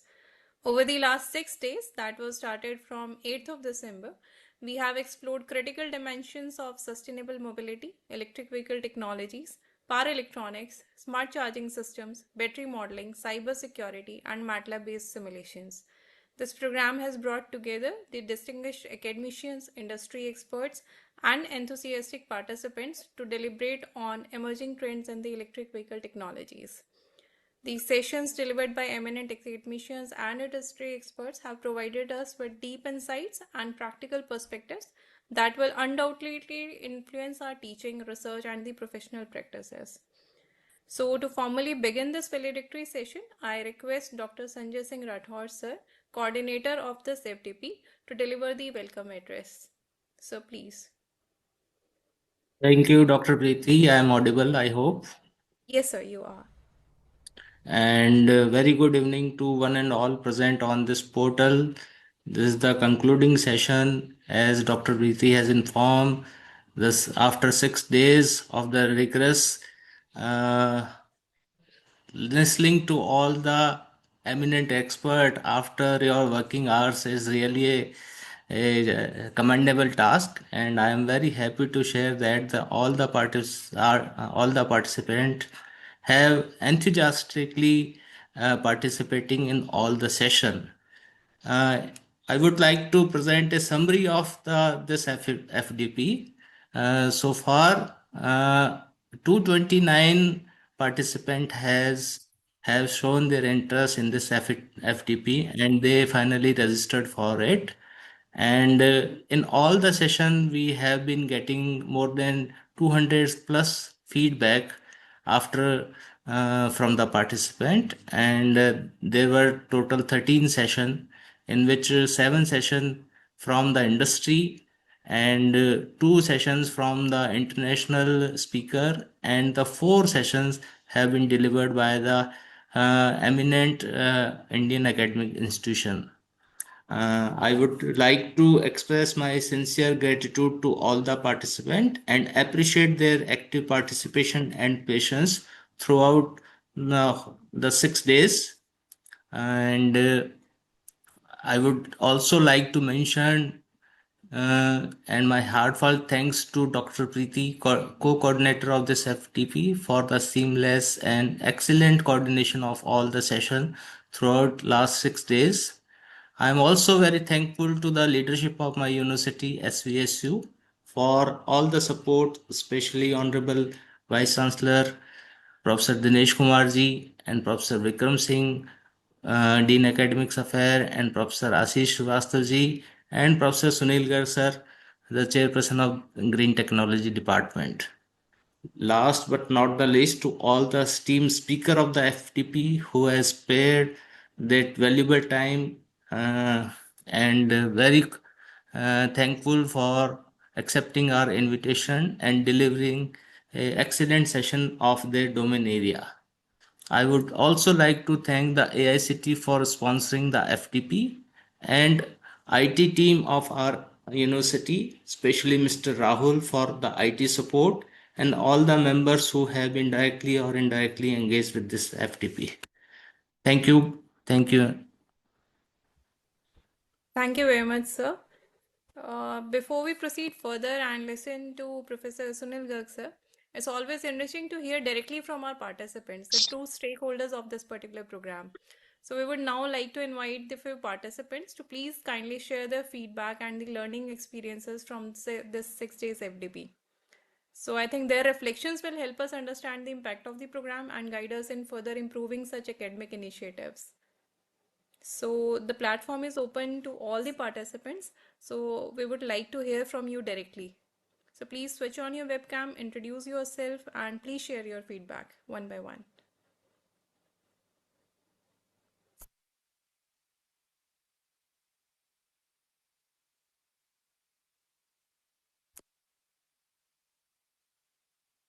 Anyone from you, sir? Please share your feedback. You may unmute yourself and please share your feedback for the FTP.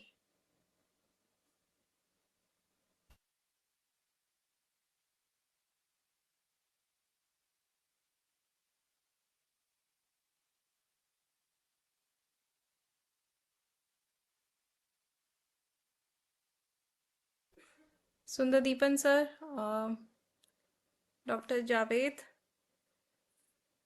any one of you?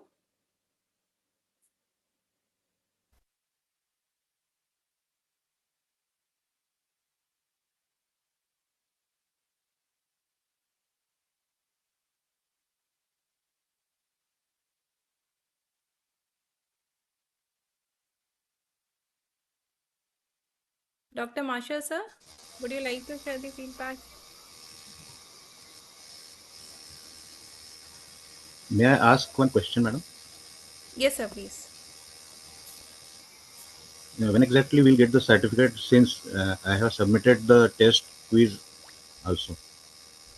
We have already shared the information, sir. The test marks will be submitted on the AICT portal. After that, you will be able to download the certificate from there. So But this is just a feedback. it is not visible at the moment. Yes, this will be updated in a day or two, sir, Okay, after madam. this particular valedictory session. So we Okay, would madam. be like to hear the feedback from you now. It was excellent, madam. It was excellent. Thank you very much, sir. Any other participant? Hello, ma'am. Yes, sir, please. This total 6 day program that we have joined here, we have learned so many things related to the MATLAB and some particular domain of new particular things that developing in the EV sector, and some particular Toyota is manufacturing a new car or something. So it's very beneficial for us. We know a very important thing for a student perspective also. We learn that how to engage our student to internship and some other particular MATLAB Academia, some platform is there. So where we can engage our student for projects and internships. So it's a 6 day program is getting to be very useful for us, and we are looking forward for such FDPs will be organized from your side. Thank you very much, sir. So that will motivate us. And many of you are writing your feedback in the chat window, but we would like to have directly conversation with you. So that will be more like interactive. So we would request Dr. Syantan sir, Dr. Vipul sir, so please share your feedback with us. Hello. Yes, sir. To all the honorable speakers and all the organizers, I personally enjoyed all the sessions. Great, and there were so many informations I gained actually, and all new things I have noted down, and wish I would be able to keep in touch with all of you for future. And congratulations and great thanks to Dr. Preeti and other organizers. Thank you. Thank you very much, sir.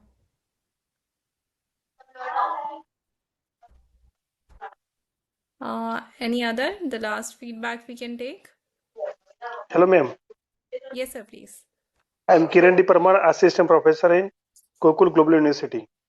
The whole sessions are very informative and knowledgeable, and I learned a number of things, new things during the whole sessions. Thank you, ma'am. Thank you very much. Thanks to all the participants, because without you, we would not be able to successfully conduct this particular FTP as well. Is it Good audible, ma'am? evening. Yes, sir, you are.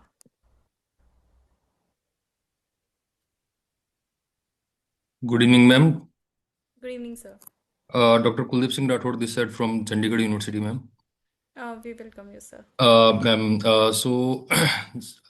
from my side, this 6-day FDP program was conducted by Skill University. Haryana was highly informative, well structured, and academically enriching for us. So this FDP successfully covered the topics like emerging and relevant topic in the electric vehicles and smart charging system, power electronics, batteries, and thermal modeling, and cybersecurity MATLAB-based simulation with the excellent balance of the theory and practical insights. So I would like to sincerely thank Dr. Sanjay Singh Rathod, sir, and obviously you, ma'am, Dr. Preeti, ma'am, for conducting this FDP so smoothly and prompt communication throughout the program. So this FDP was truly beneficial for the faculty members and the researchers and the teachers and who are working in the area of electric vehicle and the battery charging area. So this will enhance the technical knowledge, research orientation, and the industry readiness for the on this topic. So I look forward to participating in this kind of impactful academic initiative organized by Skill University in future as well.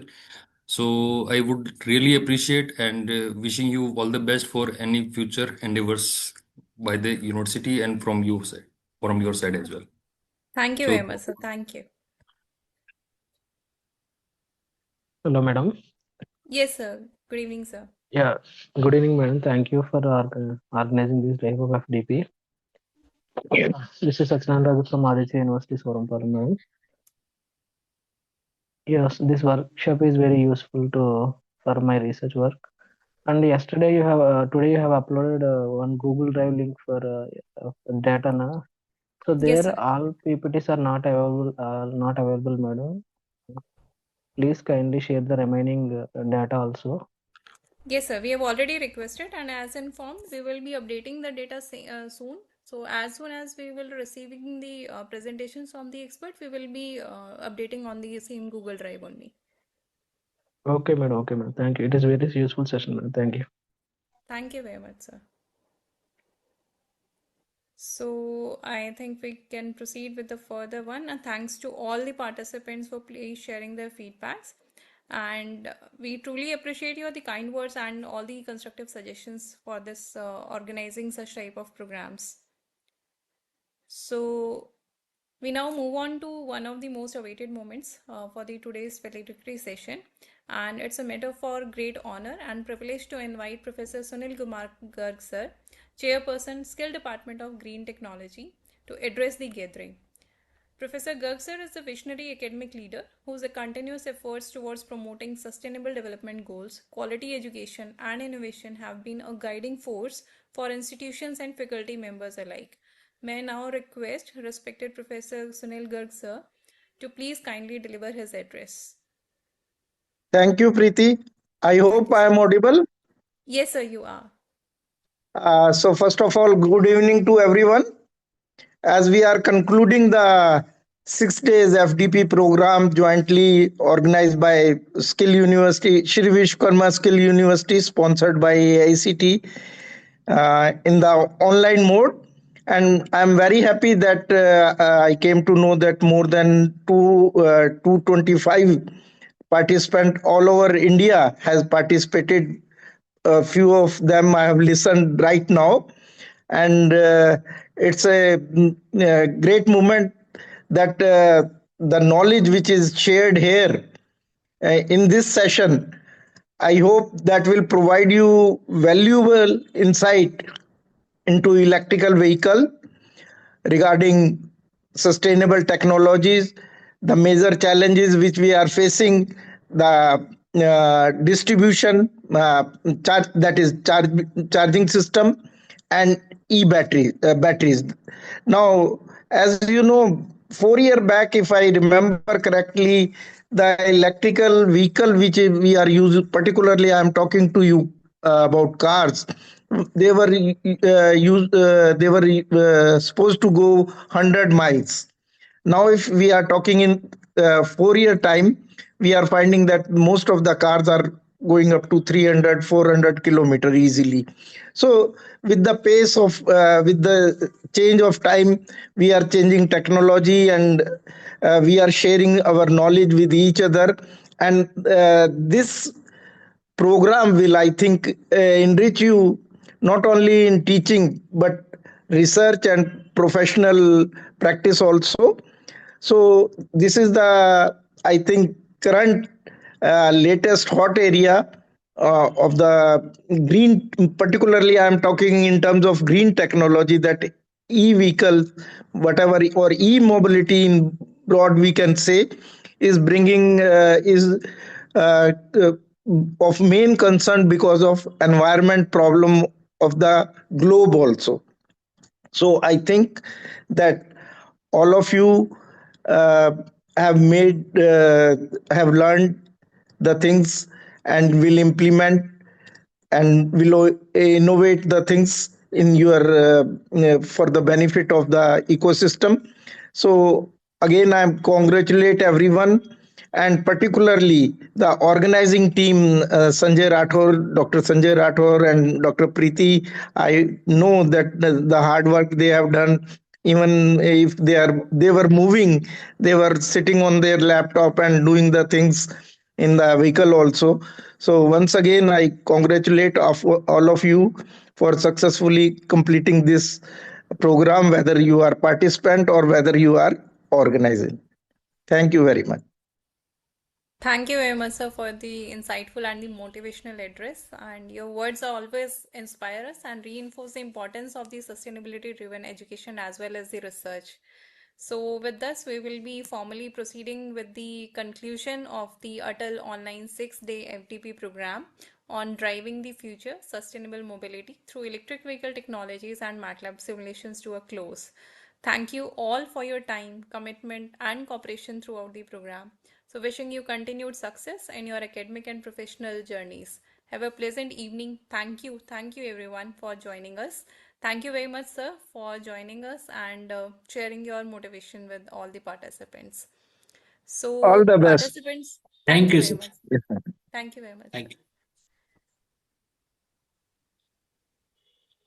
So participants are kindly again once informed that your e-certificate from the AICT portal will be able to download once the marks of the test that was conducted today will be submitted on AICT portal by us. That will be completed within a day or two, and we will inform the same on the WhatsApp group, right? And then after submitting the feedback on the AICT portal, you will be able to download your certificate from the AICT portal. That is your registered login ID only.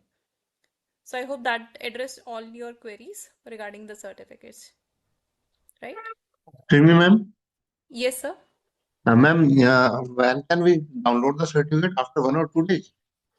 Yes, we will be informing the same, sir, on the WhatsApp group, because number of participants are there and marks needs to be submitted for each and every participant. Right, ma'am. So will we be getting some link for that for sharing our feedback No, on it? from your registered that AICT portal login only, you will be able to download the certificate, sir. Okay, ma'am. Right, ma'am. Thank you. Thank you very much. Any other query you have? Okay. Thanks to all for enthusiastically participating in the FDP and actively taking participation also. Thank you Hello, very madam. much. Yes, sir. Madam, my request is kindly share the remaining PPTs also, madam. These are Yes, sir. useful for. We will definitely follow it up, sir. We have already shared the links till yesterday, recording links and Okay. presentation. We have already made the request to the respective experts, and as soon as we will be receiving those, we will be updating in the same folder. The link we have already given to you. Okay, madam. Thank you. Thank you. Okay. Thank you, sir. Right. Okay. Thank you very much. So we will be closing the session. Thanks to all. Good evening, Thank you, everyone. ma'am. Okay. Thank you very much. Thank you. Thank you, sir. Before proceeding further, let's take the last group photograph. And I forgot the sir. Let's take the group photograph, please. Please switch on your webcam so that we can click the group photograph. Just wait a second.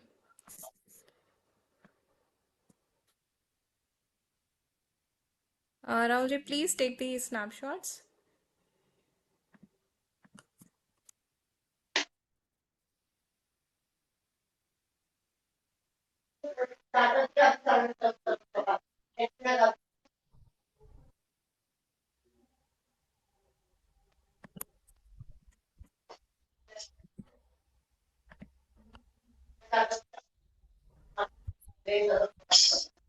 Good evening, Vani ma'am.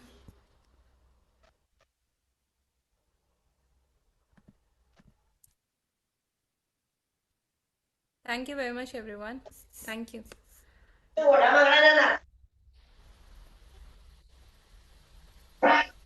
Thank you all. Thank you, Dr. CP. Thank you, sir. Thank you, ma'am. Thank you, sir. Thank you very much, sir. Thank you, Dr. Kuldeep. Thank you. Thank you, madam. Nice to see you. Yes. Thank you very much. Thank you, Arvind, sir. Thank you. Thank you, Shivani ma'am. Thank you, everyone. Thank you, Vani ma'am. Congratulations on successful completion. Thank you very much, ma'am. Thank you. It's all because of all yours cooperation, ma'am. Thank you. Thank you, Naveen, sir. Ma'am, it was a nice FDP and congratulations to everyone and of you. Thank you. Thank you very much, sir. Okay, ma'am. Thank you. Thank you. Thanks a lot, sir. Okay.